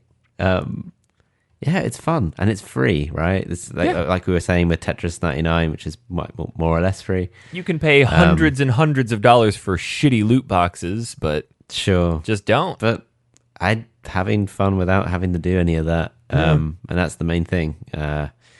It's cool, and I think it's actually been really successful for EA and Respawn, because it kind of threw a wrench into the resurgence that Sea of Thieves was seeing on Twitch, because Sea of Thieves has had a rough start, and now that they've kind of patched everything, and it's a fun game. Streamers were starting to really get back into it, and it was starting to tick its way back up most to the top of the list of games most played on Twitch. And then Apex dropped, and like, well, there goes Sea of Thieves. Wow. I had no idea that Sea of Thieves had a resurgence. I thought, because that game kind of people forgot about it. Yeah. But yeah, no, it's good. I recommend it. It's good fun. It takes a little while to figure out what's happening exactly. It is a steep learning curve. Yeah. Like, what am I supposed to be doing exactly? And where do I pick this up and what do I do with point this? End at that person and pull the trigger and hope it works. Yeah. But yeah. That's pretty much all I've been playing. Besides I think. Let me tell you what. But first, let's get Mike Tyson in here for. What was that? Hold on, I'll turn the volume up. He wants me to do this again. Okay. Game of the week. That's a great jingle. He sent that to me in the hopes that Dan would be on. But oh right, okay. Yeah. Our game of the week. Our game of the week, thanks to Dan for recommending this and then not being here, was Gex Enter the Gecko for the PlayStation 1 or Gex 64. That is a polite way to put it. I should probably give it a chance. Gex Enter the Gecko. So it's the sequel to Gex, released in 1998, and it's available on the PlayStation and the Nintendo 64, as Eric just said. And it is a 3D platforming game where you play as our favorite gecko. Gex. That's why his name is Gex. I wonder if Dan gets it. Wait, I'm happy to pause the entire thing until he gets it. Well, I think he's listening on the stream. Dan, if you're listening, can you just type in the chat to let us know that you get it? That his name is Gex because he's a gecko. Yeah. I mean, I know that's kind of confusing, so I just we'll wait for you to type it in. Here's a bit. Somebody send him a message on WhatsApp and tell him to type into the chat. I wonder if he gets it. Maybe we could just quickly say, hey, Dan, did you know that Gecko, right? His name is Gex. And so there's some sort of it may sound like a tenuous connection, but actually, when you really think about it, they're real close together. They do. Gex, yeah, they're very close. The Gecko. Gex. Dan, hold on, I'm sending him a message. Dan, did you know that Gex is named as such because he's a gecko? Yeah, I'm just gonna, I'll just wait for him to respond. Yeah, it'd be handy. He's just there coughing, oh, for fuck's sake. All because he made fun of us for not noticing that it was Tui. Yeah. Joke 3 years old, and he'll just never live it down. Moral of the story is don't be a jerk to us. So Gex Enter the Gecko is essentially Crystal Dynamics' answer to Mario 64. Yeah, because it actually came out after Mario 64, which I didn't even know. I thought it was a really, really old PS1 game because when I started it, the main menu has an option for password. Now, do you remember the old PS1 games that had a password option? Mm-hmm. Because it was I don't know why they did that. It's not like the memory card wasn't a thing. In case you want to do some cheats, get that Konami code up in there. Yeah, true. I just remember. I think it was the original Crash had a password system. I think.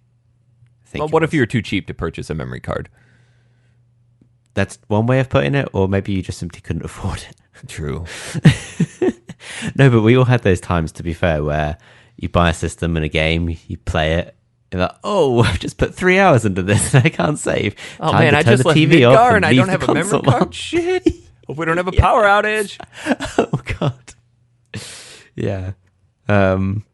So I actually looked everywhere for a European version of this game because because there actually are some pretty big differences between the North American copy of Gex Enter the Gecko and the European one.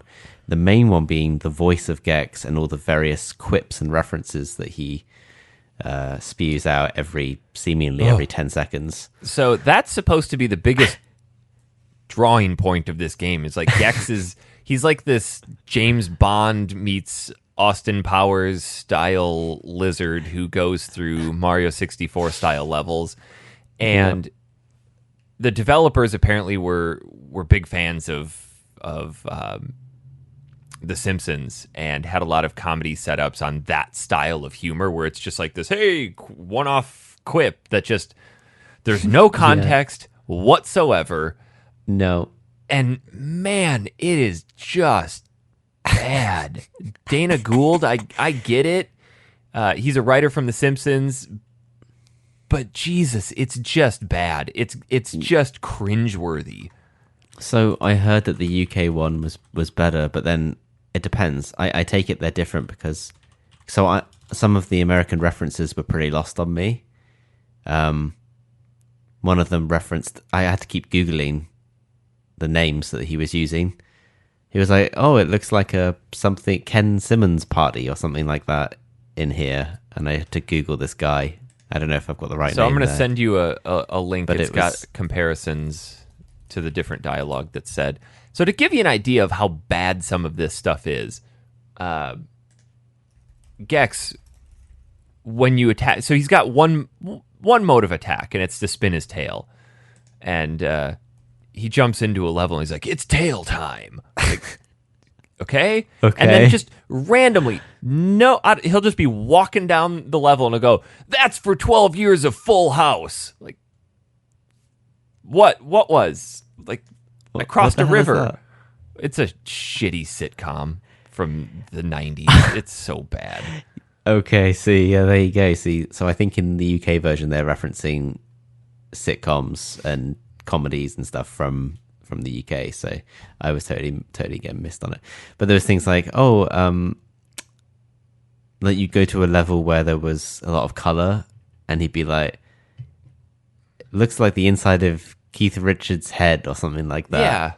Yeah. Okay. I was like, all right. Oh, yeah, that was it. Looks like a Richard Simmons party. And I had to Google that guy, and he was apparently a fitness instructor from the 80s. Yeah.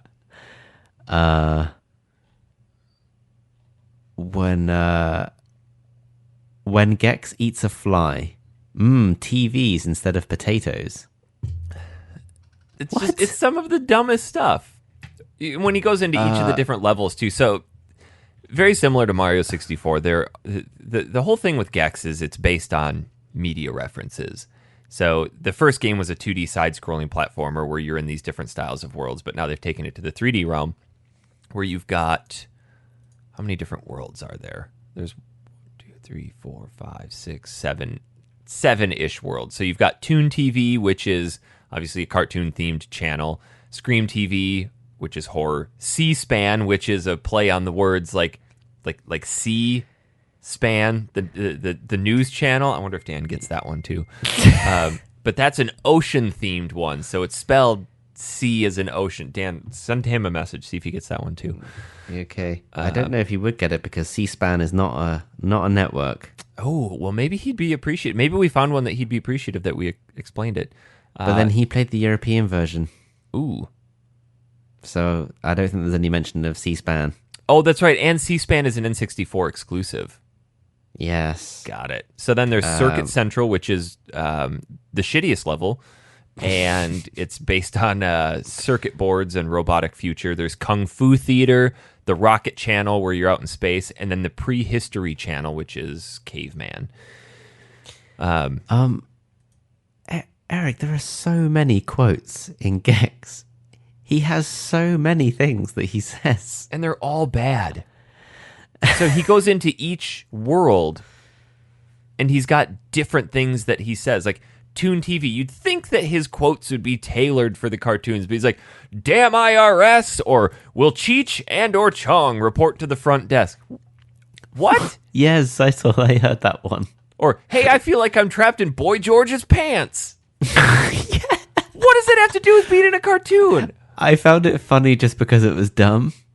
Because I just didn't understand why it had come up at that time. There were also some audio bugs on mine. I don't know if you were getting these, but sometimes he was repeating the same thing twice within about 10 seconds, within less than 10 seconds of each other. Oh, really? Yeah, like it was to the point where it was getting quite obnoxious. He just kept repeating the same line twice.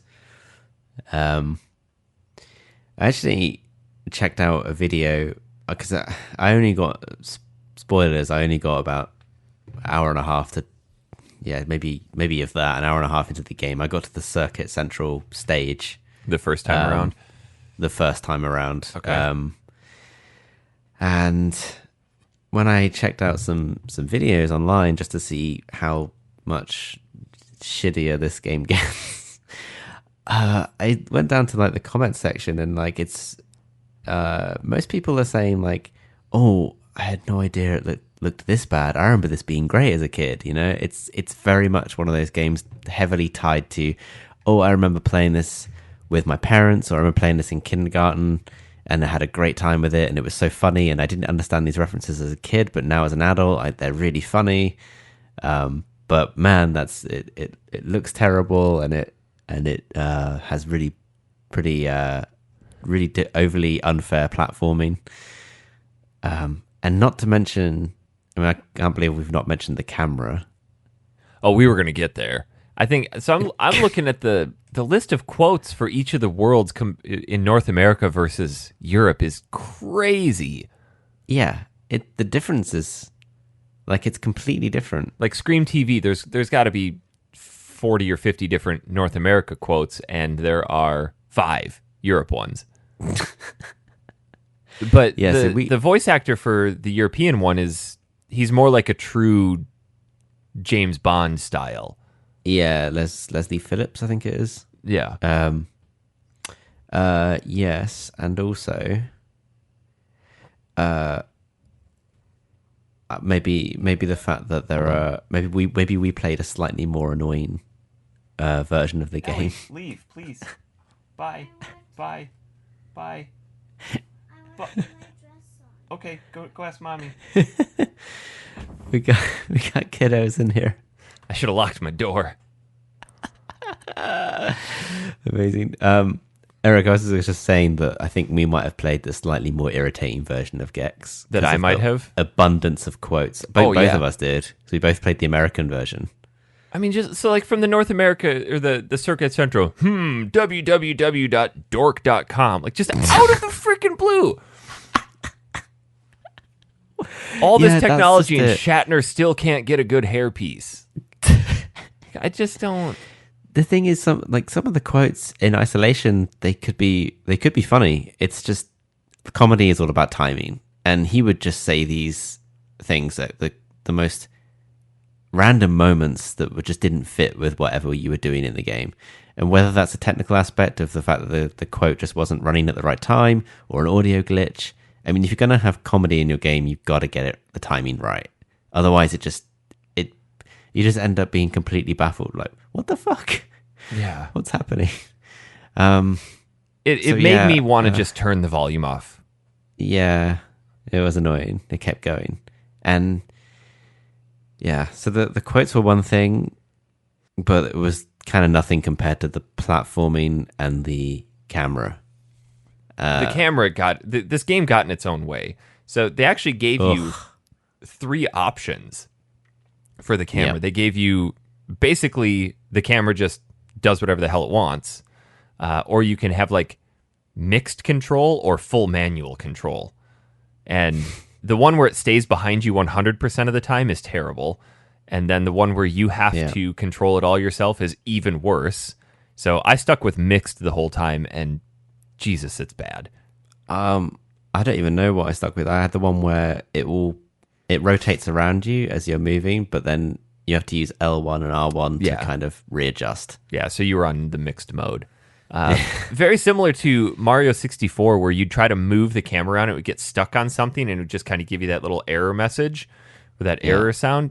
This is constantly happening. Absolute garbage.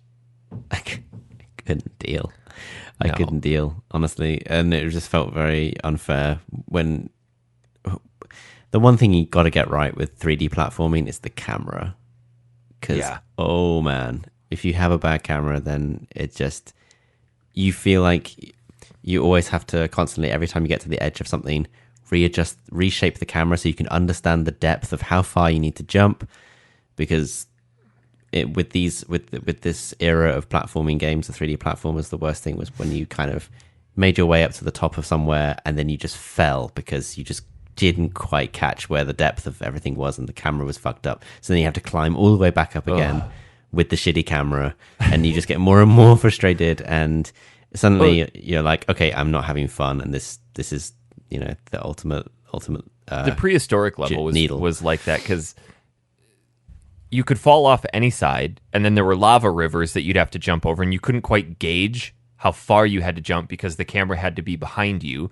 Yeah. And then you get to the very top of it, and there's this pissed off Triceratops chasing you around the rim of a volcano where you have a very slim path, and it's going up in a spiral, and the camera is trying to like do this really dramatic swirl around you. Oh, from the side, like catching you from the side as you Like go it's around. inside the center of the volcano, following you in a circle as you're trying to run around it and spiral up to the top. Yes, janky as all hell, honestly. And Yeah. it looks like ass.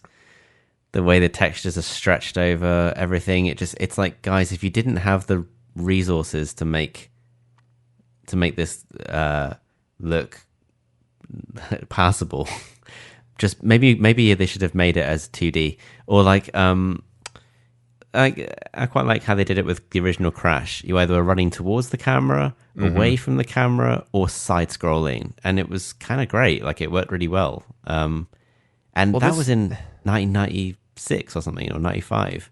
This really shows 1998. the processing power and the difference between the original PlayStation and the N64. Like you try to compare these two games side by side, or this one with Mario 64, and there's no comparison. Mario just blows it out of the water in every category. And I can appreciate what Gex was trying to do in terms of taking this concept of pop culture and different TV channels. And I think it could have been really cool had it been done a little more tactfully and not as cringy. Gex just isn't a likable character at all. No, not so much. I don't know. He's supposed to be this kind of cheeky lizard who's like he's a gecko because of his name. Gex. Just think like Gexco, and then take that. That's how I remember it. It's kind of that's how Dan got it. Yeah, It's a bit tricky. He at least has personality. He at least has like they at least spent time on him, and that's where all the quotes come from. And I think they also they seem to be parodying a lot of like pop culture stuff. So they have like, even that first world, there's a Looney Tunes section where you actually kind of turn into a bunny.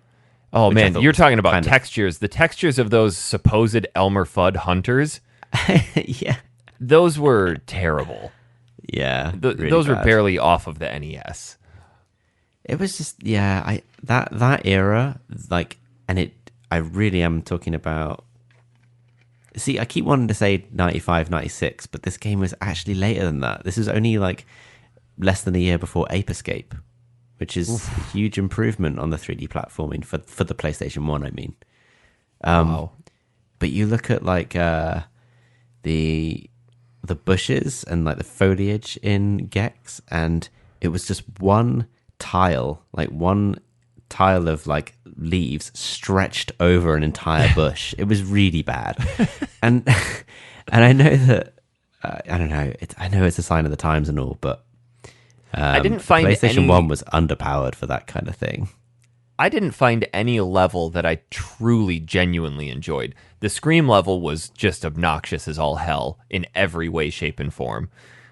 So we should probably talk about how the levels are structured. It's very similar to Mario 64, where you jump into the channel, and they're, unlike Mario, where there's like 10 different stars you can get in each one, there's like 2 remotes. And that's what you're trying to collect in the world is remotes. And you have to beat a mission or an objective, like get to the top of the volcano or ride the rocket ship or something like that. And there's 2 per level. That's it. There's a couple hidden ones, but you know, you're just kind of on your own. And at the entry screen, you can choose a hint for that particular mission. It'll kind of give you a little brief overview of where to go or something to do, and then you jump in and you're on your way. And I didn't find any that I genuinely enjoyed. I found a lot that really pissed me off. The circuit board level was awful because you'd get these green ball power-ups, which would allow you to activate these light bridges, but it was a timed power-up where you had to do a bunch of platforming to get to that next green bridge to activate it. But because the platforming is so shit, you constantly have to go back down and just get lucky getting up there. Yeah. I think I suffered a similar problem in is it the Scream, whatever the horror one was, where you're in like Scream TV? a haunted Scream TV, I think, yeah, where the walls would come alive every now and again. Do you remember that? Oh yeah, and the faces would pop out. The faces would pop out the walls, but there was kind of no like.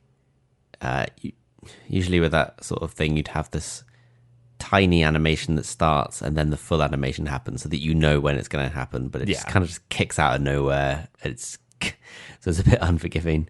And then I was really just the janky platforming that was tough. And also the collectibles, they looked like sprites. They're like stop motion sprites almost. Mm-hmm. You know, they had like two forms and they would look really, they looked really strange against the 3D models. Well, and that's what was so weird. Halfway through the level, once you collect, so there's, I don't even remember what they were in any of the levels, but there's one set of collectibles up to 40. And then once you've collected 40, it switches to something else for no reason. And then you get to the end of the level and it's like you collected 30 of 30 here and 29 of 40 here. And that's it. Yeah. It was like skulls and then gravestones and then Coke cans. Yeah. And why is there a Coke can in the Scream level? Don't get it. I don't know. Yeah. Interesting that it was made by Crystal Dynamics. I didn't know that before. I did kind of enjoy the tongue-in-cheek aspect of the different levels. They had inside each of the level they had a different name. Like Scream TV had Smellraiser and Frankensteinfeld or Poltergex. The Circuit one had www.com.com, which I like that one. I mean, the level... It had what? Which one? What was it? It was called www.com.com. Because this was right around the huge .com boom. Oh, yeah, of course. The Kung Fu Theater one was great. I got a huge kick out of Mao Zedong. Yes. So, I don't know if it was the same. It probably was, but... So, you know that in the opening cutscene... Gex is kind of sat on his sofa watching TV and just eating and drinking and not doing anything. And he says that he's watching Kung Fu something, some kind of show. If you play the European version, he says he's watching Supermarket Sweep, which was one of those daytime shows that was popular in the UK. Yeah. That you could only watch if you were sick from school. It's like Wheel of Fortune and Price is Right here. Yeah, exactly. Did you... Go ahead. No, I wasn't going to say anything. I did enjoy the bosses in this game. They were actually pretty well done. I only think I fought one. The Tiki Brothers were pretty cool. It was this tribe of witch doctors, and it was very similar to what you were talking about with Crash Bandicoot, where it was like a forced camera perspective. So you're kind of running around this giant cauldron, but you only can go like 180 degrees from one side to the other. And these 3 flame balls would pop up, and one of them would be blue, and you'd have to hit that one with your tail and fire it back to hit one of the Tiki Brothers. But as you kill one of them, you had to line it up perfectly. So you'd have to wait for that blue one to come up and then run around part of it, because the Tiki Brother would be on the opposite side of you, and then hit it towards that person. So it did take a little bit of strategy on that one.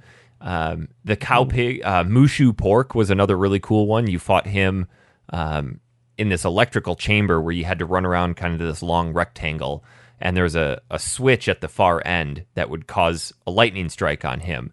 But every time you attacked him, more things started happening in that rectangle. Like you'd have lasers that would span the width of the walkway and kind of work their way around, or there would be pits that would open up, and it just required a little bit more strategy working around that. So I think the one thing they did really well in this game were the boss fights.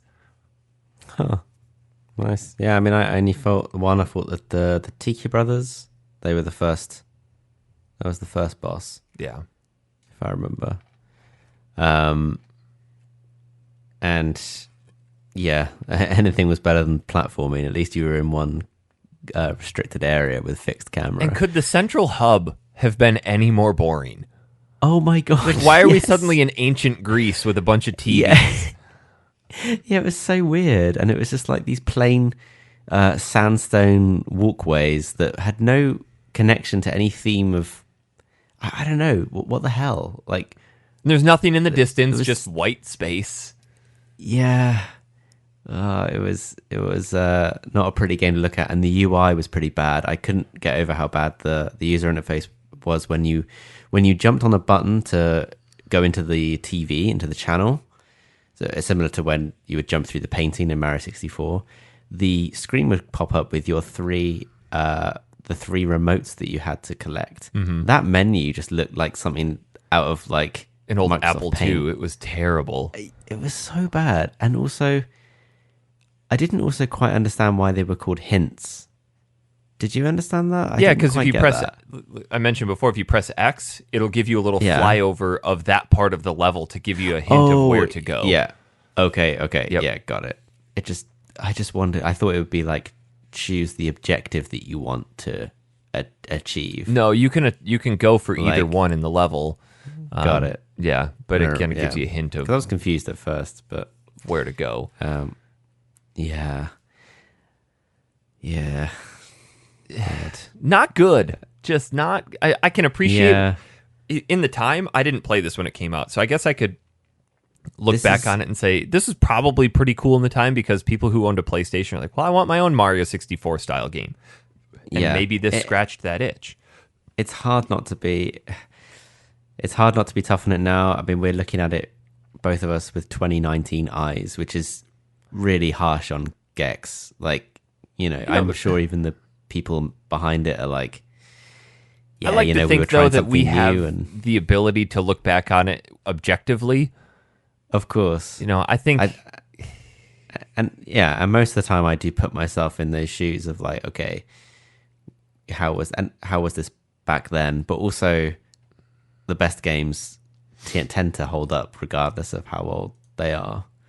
Like, I've had a great time on a lot of the games we've played for the show that have been older than this. Mm-hmm. But the problem is, an adventure game from 1995 would be fantastic because we had adventure games in the 80s. So we've had many times to get this right and really craft this genre. Whereas 3D platforming, it was new. it was rough. Like, it was a bit of a Wild West. People were trying all different things. PlayStation was probably throwing every mascot out there to try and find whichever one would stick. Well, I thing know obviously it was on multi-platform, but I just mean like we were looking for a new creature to get behind. We had Crash, but there was clearly some market share available there to try and get. mascots were huge back then. Yeah, exactly. And we had Mario 64, and then Crash Bandicoot. Ape Escape had some success. Yeah. And people were like, really enjoying this new range of platformers. What was the other one we played for the show? Klonoa? Klonoa was so good. Which was actually really good. And that was older than Gex. See, I think Gex should have But that possibly Klonoa taken was a leaf more of a out that 2D book. side scroller. It was, yeah. It was. I would but- really like to go back and finish that because I didn't get to finish it for the show. Yeah, I only managed to finish the first 4 levels, I think. I can't remember. But it was really good. This game came The from boss battles were Crystal good. Dynamics, who's got a storied history of phenomenal games. They did Samurai Showdown and the Pandemoniums and Legacy of Kain, but then most importantly, the Tomb Raider series. Yeah. It's like this. Those are the guys behind the reboot and everything of Tomb They did Raider. Soul Reaver. Yeah, Legacy of Kain. Yeah. Yeah, that's right. That's part of the same thing. But yeah, this one just wasn't. What a weird game to have in their arsenal. Yeah, in their arsenal. And I'm glad this hasn't is. come back. Yeah, and yet the series managed to spawn, what is it, 3 games? Yeah. Well, and this one was It's on the second one. Good Lord, how many platforms was this on? This had a Game Boy Color release also. God.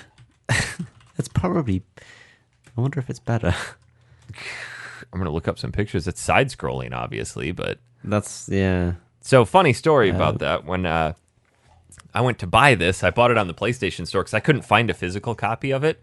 I found it a few months ago looking ahead and like, man, I don't want to pay $22 for this. Surely I can find it cheaper somewhere else. Yeah.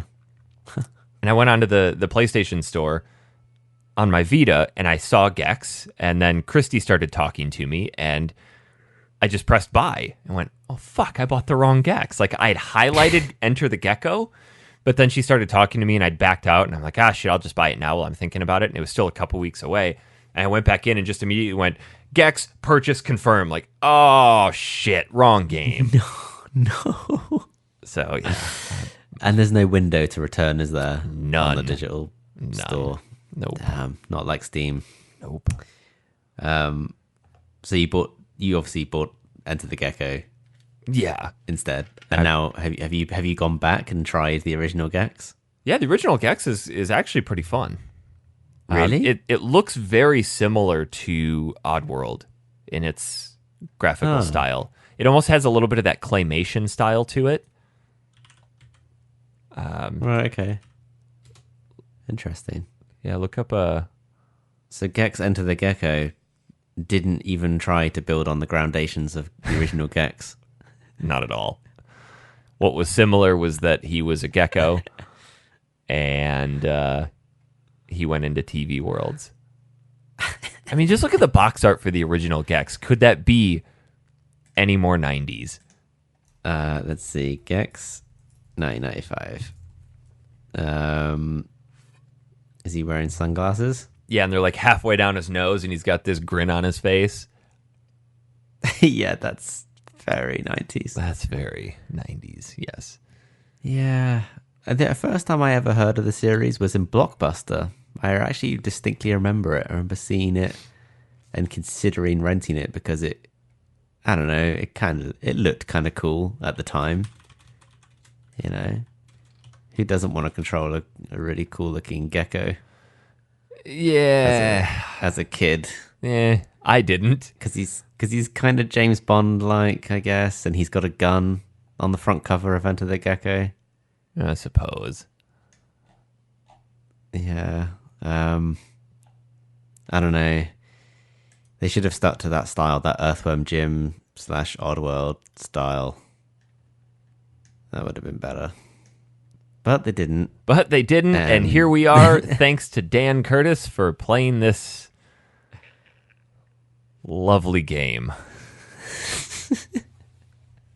I'm glad it's over. Thank you, Dan. Thank you. I got about 2/3 of the way through it. I know Dan didn't finish. No, Dan didn't finish, but also Dan was also like, he did say that it wasn't quite the game he remembered either. No. And that he didn't enjoy it. So that's not just you and me shitting on it. It's the guy who recommended it. It's the guy who recommended it. But I think he also mentioned that perhaps the third game was better. Maybe we should have played that one instead, Dan. The hell were you thinking? Yeah. The hell were you thinking? What is the third game called? It is Deep Cover Gecko. They should have gone the Ratchet and Clank route and done like some perverted stuff. Deep Cover Gecko. Let's see what the screenshots look like there. That actually looks pretty good. That actually looks like a fun platformer. I'd be intrigued just to know what that's like. What did you say it was? Deep Cover? Deep Cover Gecko. 1999. Oh, it was. So this never went beyond the original PlayStation. No. Yeah, it has like. Yeah.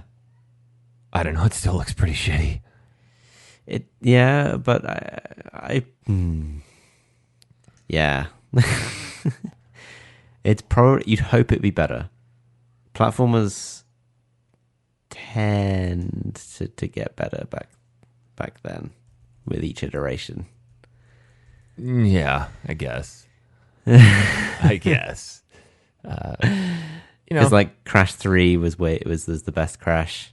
Ratchet and Clank definitely got better as it went. Ratchet and Clank got better. They all kind of those go, yeah. One platformer that never came back. Do you remember Croc? Legend of Gabos. Yeah, I remember. Hey Dan, should we play that one too? I think Dan would want to play Croc. I think we're gonna remove Dan's ability to recommend old platformers.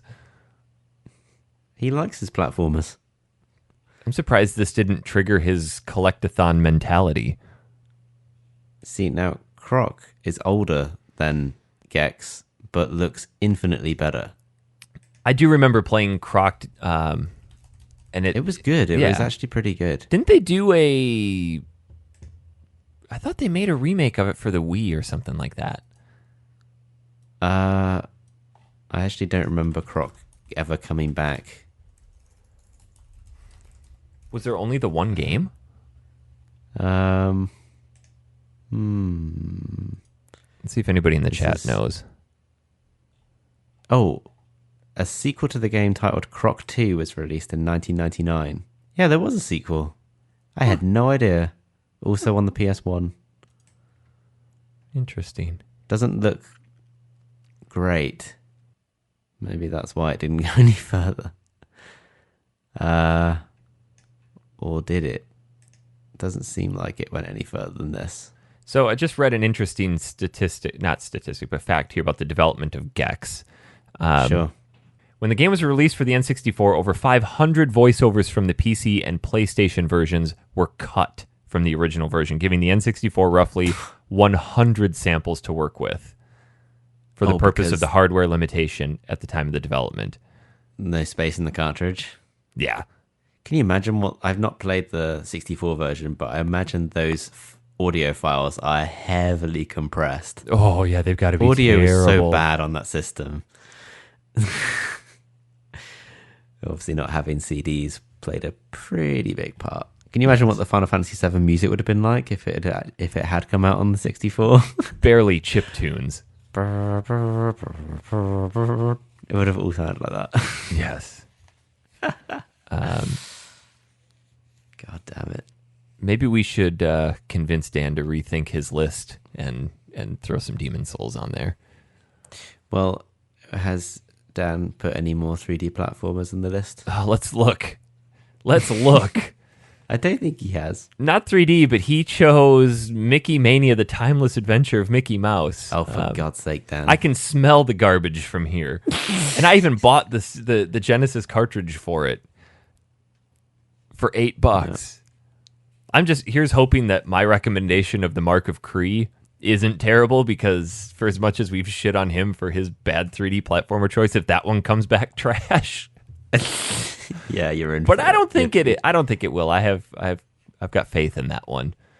I don't think we have any other 3D platformers outside of that one. No. Yeah, I don't really have much more to add on Gex, Enter the Gecko.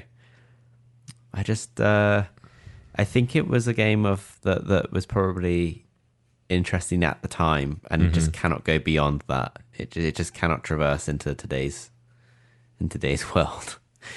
It's probably a good thing to look at for how to see how 3D platforming progressed. I think the PlayStation 1 was just severely underpowered anyway. A lot of the best games on PS1 had all those really nice pre-rendered backgrounds. You look at the Resident Evils and the Final Fantasies, well, and that's what was so interesting about the original PlayStation, is that there was a stark division between good games and bad games.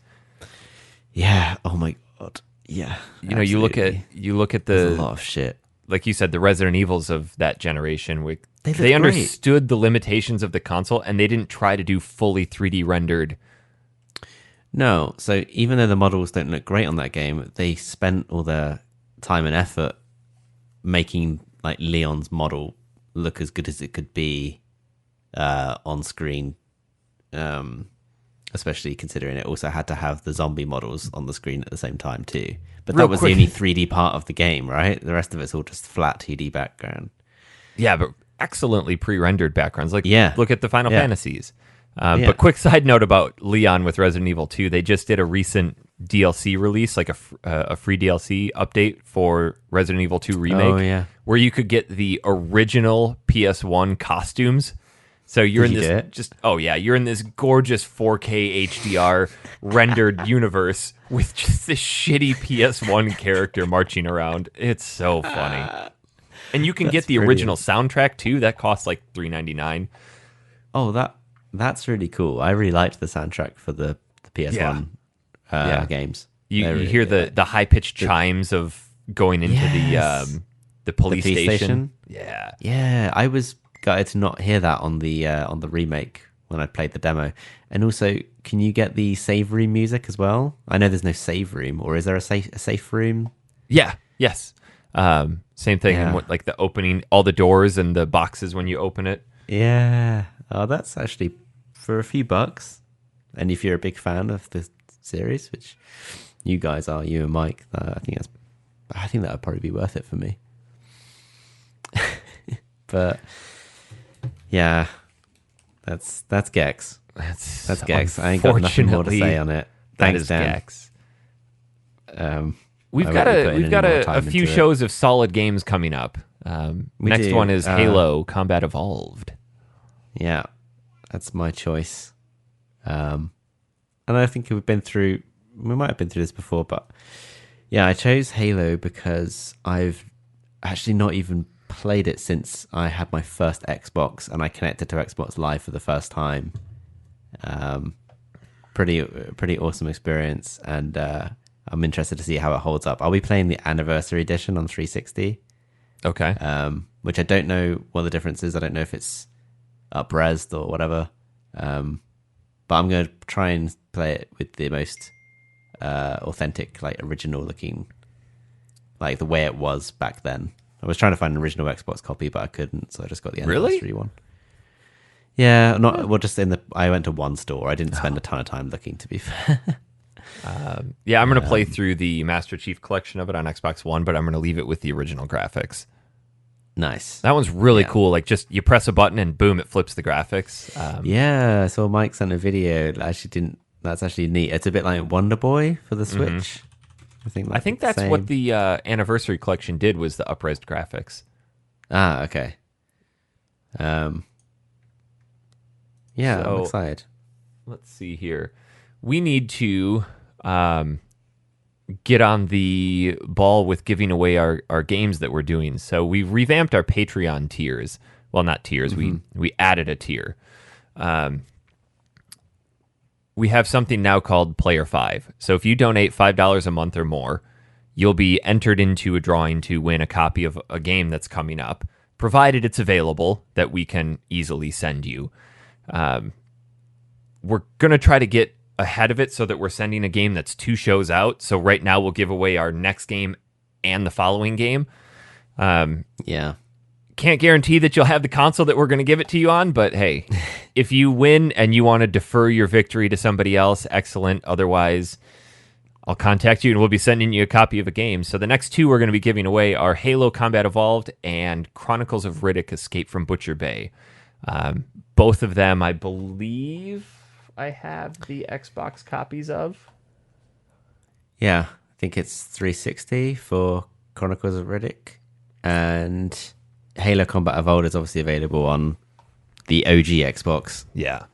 And 360 and stuff. So let's see. Tom, do you have the Patreon pulled up? I do not. Do you want me to pull it up? Yes, I have it pulled up, so I will select random for the Chronicles of Riddick, and I'll let you select random for Halo, since that's your choice. Okay. So anybody $5 and up. Dun, dun, dun. In the meantime, I'm going to pull up our Facebook group. If you want to follow us on Facebook, facebook.com/ I got to make sure I say this right, because I think I've been saying it wrong for a while. /groups/ Factory Sealed Podcast. Do we always miss out the groups? I think we do. Maybe that's why we're not growing. Let's see. we have some comments here. So as we're sorting out the winners for that, we got to put them into the randomizer. Let's see. Dalton Sutor. I really loved this series, talking about Gex growing up. I really hope it holds up. Question: how did you first discover this game, and how did you feel about it then compared to now? Side note, of the people who have played Kingdom Hearts 3 on the show, how did you feel about the revamped gummy system? Personally, I love it.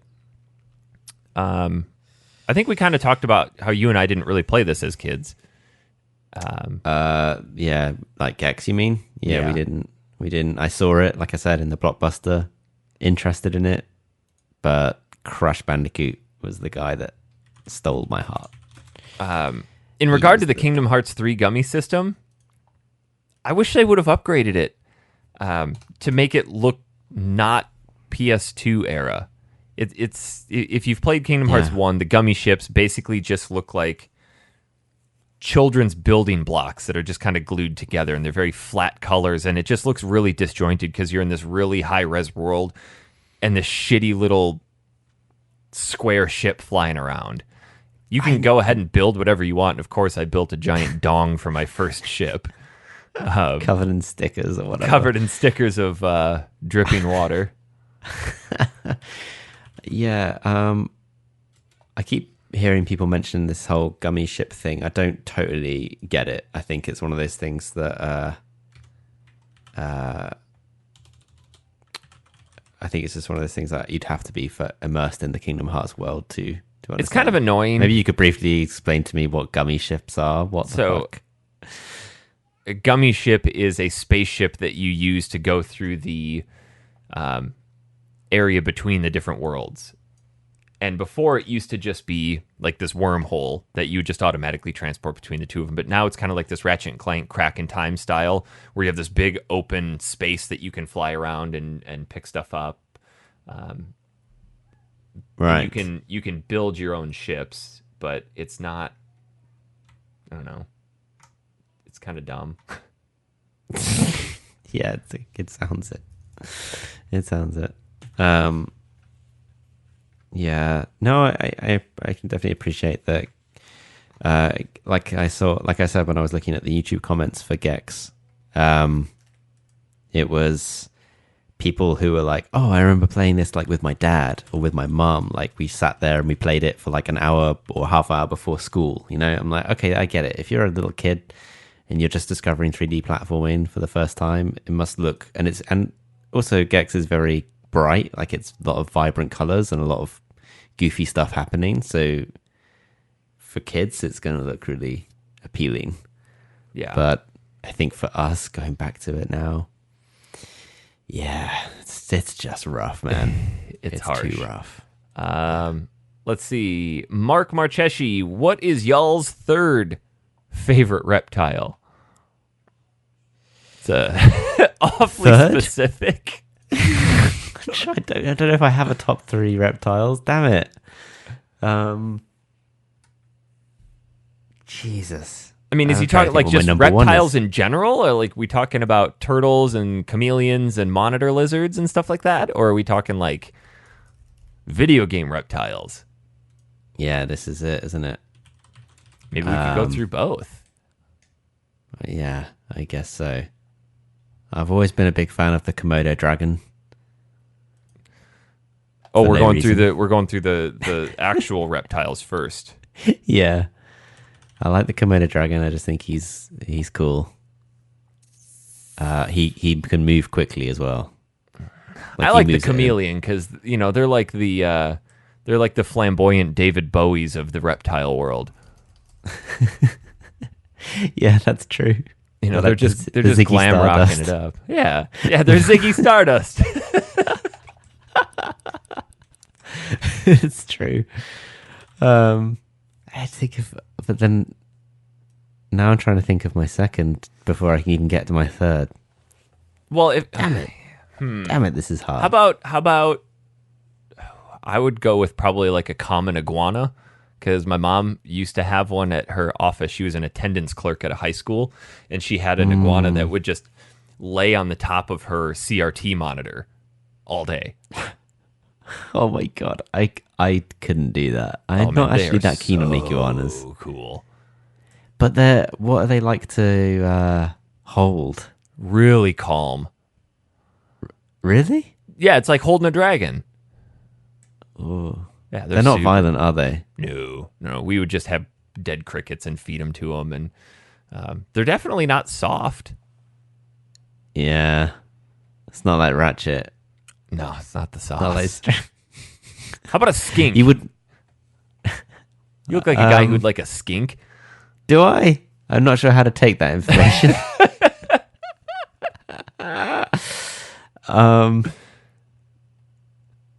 I mean, they have blue tongues, Tom. Come on. Yeah, well, I eat enough Jolly Ranchers, so yeah. Yeah, there you go. Get yourself a skink. Always got a blue tongue from those fucking things. So I think third for me would be a bearded dragon. Oh, yeah? Yeah, they're pretty sweet. I think maybe... Fuck. No, I don't know. They got these little lizards, right, on the Canary Islands. They're like a sort of popular holiday destination for Brits. They always... they're these tiny little lizards, and they move really quickly. But I don't know their names. Like, they look kind of generic lizard-like, and they just sit on rocks, and you think, oh, that just looks like a stick, and then suddenly it just goes, and just runs like across like your sunbed. Huh. Yeah, we've got they're geckos everywhere down here too. and maybe they are geckos. Maybe. Maybe that's full circle. So now we have to address the fictional reptiles.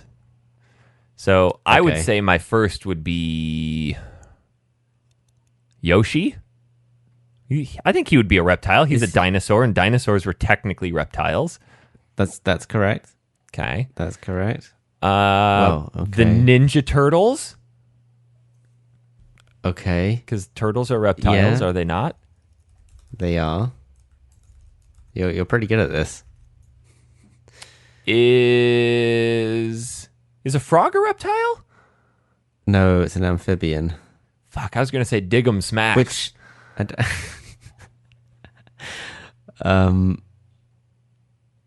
yeah. I can't think of another one. I mean, like obviously you could go with the Gecko Gecko, but that's kind of dumb. Or Kermit the Frog, but that's an amphibian. So how about Yeah. Godzilla? There you go. That's pretty good. My third favorite. I go with the T-Rex from Jurassic Park. The T-Rex Velociraptors from Jurassic The Park. Lost World. And then the T-Rex from Jurassic Park 3. Basically, I like T-Rex. Greatest reptile that ever lived.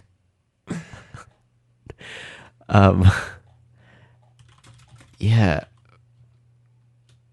Maybe, I seem to remember that there was a pretty cool iguana from Sly Cooper. Don't know if you ever played the Sly Cooper games. I did. Yeah, there was an iguana in there that always made me laugh. Are you saying iguana? Yeah, what are you saying? Iguana. Oh no, it's iguana. It's not iguana. Like It is, there's a U in there. let's throw this out there to the people. When There's we a were here, U you in guys there. tried to convince us that it's pronounced oregano.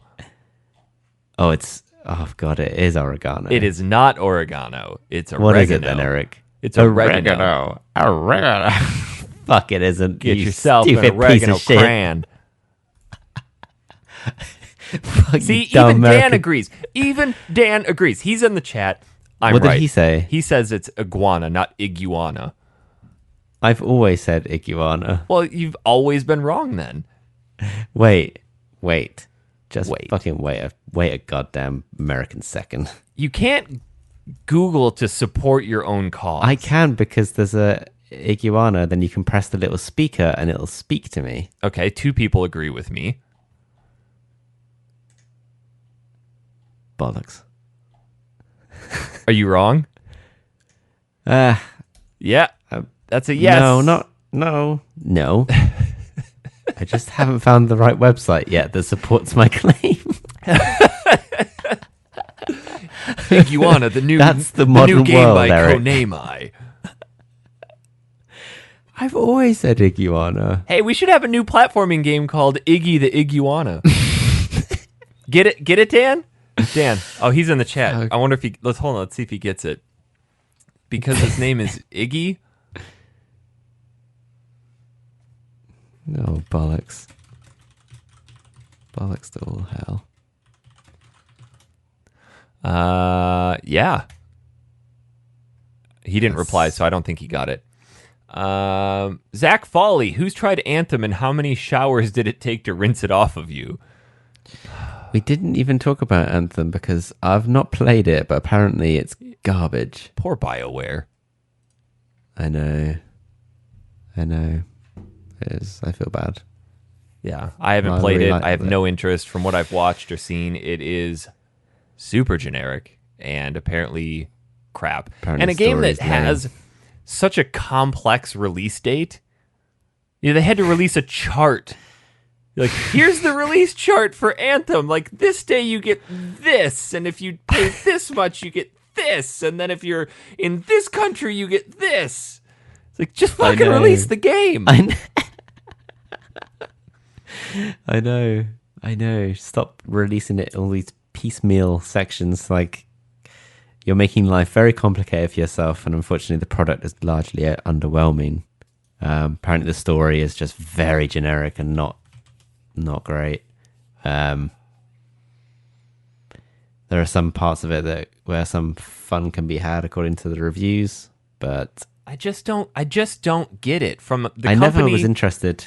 The company that made Baldur's Gate and Neverwinter Dragon Age. Nights and Knights of the Old Republic, Jade Empire, Mass Effect, for God's sakes, Dragon Age, like arguably they're a powerhouse in gaming, and they have just crawled into bed and shit all over it. That's a good way of putting it. Did you ever play any of the Dragon Age games? Yeah, Dragon Age 1 was fantastic. Dragon Age 2, Yeah. and I played a little bit of Inquisition. Oh, yeah. Yeah. So, unfortunately, Zach, I don't have shame. an educated opinion one way or the other.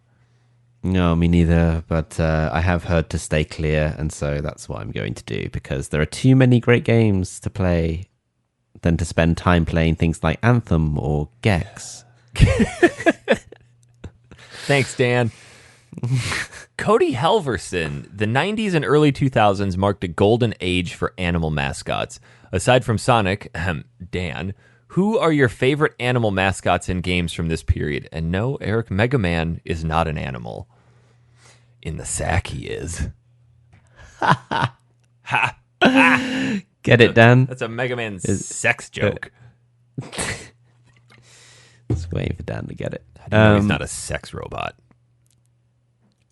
Favorite animals from this era? Obviously, Ratchet and Clank. Yeah, I was going to say the Bandicoot, but that's a pretty obvious one. There were a ton. Yeah. There were a ridiculous number of them. Yeah. They were everywhere. In the early 90s and 2000s. What was the character from? I guess Daxter. But Yeah, Daxter he was. What was probably Daxter? 2001. I liked Daxter a lot. So Daxter had his own game on the PSP, Yeah, that was a great game. which came out in like 2006. So it's not quite that sort of time, but Oh, yeah, Ratchet and Clank wouldn't fall into that either. no. But I like. No, Croc had no personality. Other animals that came out in that time, probably Spyro, I guess. The Yeah, dragon. Spyro would be one. Spyro was pretty cool. I liked Conker. Spyro. Oh yeah. You would have not Gex because he sucked. Bubsy. No, not Bubsy. I'd named one of my cats Bubsy, so I kind of liked it. Fine. I don't know what characters. I don't know what. Tom. I think Tom. It was called Bubsy. Claws Encounters of the Furred Kind. Claws, as in like cat claws. Yeah, but like close. Yeah, close. Kind of. I mean, it's kind of sounds similar, but it's a play on cat words. And then furred, not like the person with a speech impediment, but like furred, as in cat fur.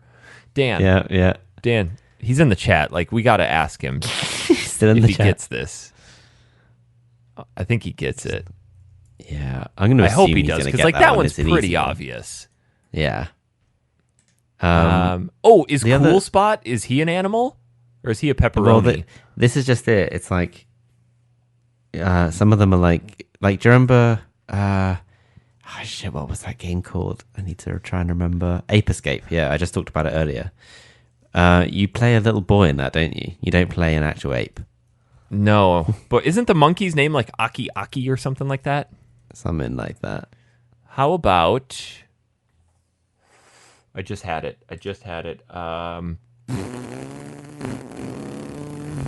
Crap. 40 Winks. Parappa the Rapper. Oh. How about a chocobo? I think a chocobo would count. It's a mascot. You don't play as him. No. I guess that's... But is there a platformer with him in it? There's no platformer with Parappa the Rapper either. Well, his question is just favorite video game mascots or animal mascots. Well, true. I'll give you that one. Klonoa guy would be one. What the hell's his name? Yeah. But only a few really make the cut for longevity. Do you remember Blinks? With an X on the end? Yeah.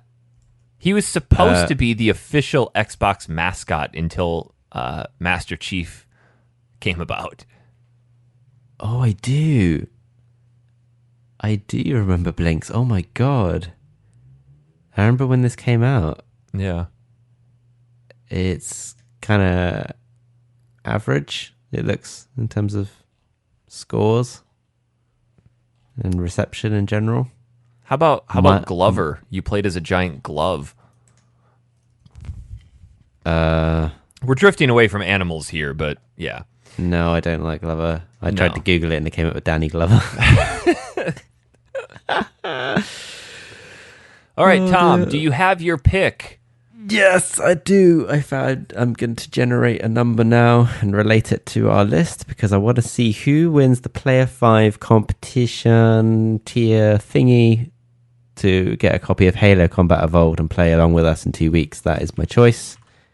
I'm very excited to play it after playing Ghostbusters and Gex.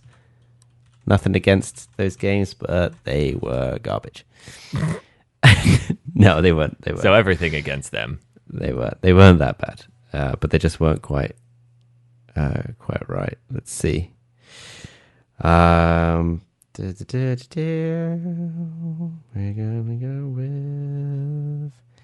All right, looks like our player 5 is going to be Sam Chun.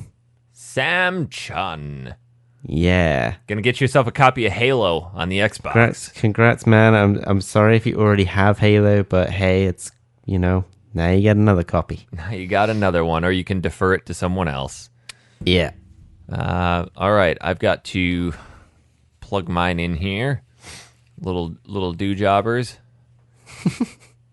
Plug it in, and it looks like we've got Jordan Lawfree for Chronicles of Riddick, Escape from Butcher Bay. Yeah. Lawfree? No, there's no P in there. Jordan Laurie. It's just completely butcher. It's probably not even Jordan. It's probably Jordan or something like that. Soft J. Soft J. It's actually Ordana. Ordan Lorgi. He's active in the Facebook group. I've seen him. Yeah. Excellent. I am actually thinking about it now. And something in my mind is telling me that I think he might have actually bought that game recently. Oh, dear.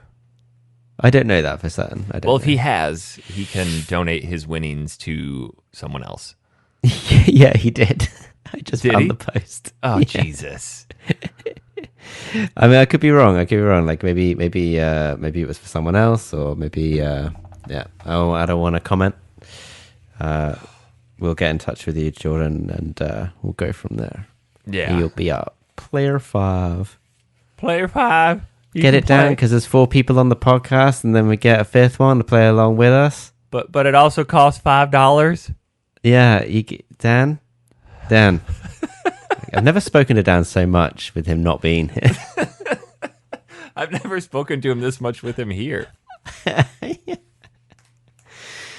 Oh, God. Oh, okay. Wait, Jordan was actually watching the stream, so he says, yes, it's pronounced like lockery. Oh. Yes, I just bought it. I'll hand it down to the next person. How generous. Oh. How That is very generous. generous. Okay, I need to recalculate. This is where we need Dan with his intermission music. Dan, can you give us some intermission music? He would just be like... Dun, dun, dun, dun, dun, dun, dun, dun, dun. Doodaloo, doodaloo, doodaloo, doo. I think that's Dan's intro or intermission music. All right. You haven't got Dan's, you got mine. He's not here. He fucked up. He chose Gex and then he fucked off. And he left I don't even me think he's and you. really sick. Dan, send me a recording of you coughing. I don't believe you. I'm fucking furious. Okay. Let's see. We have got our next winner, Steph P. Bundle!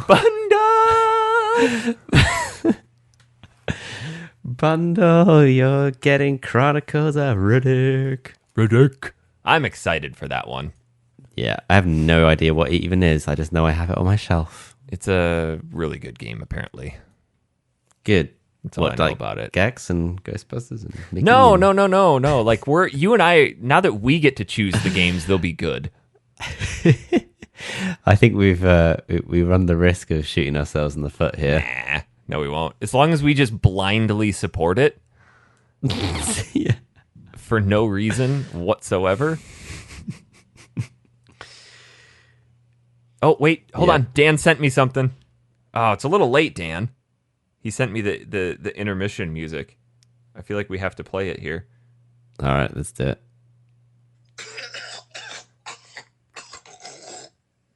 Oh, that was him coughing, not That was him intermission coughing. music. I thought it might be. That's terrible intermission music, Dan.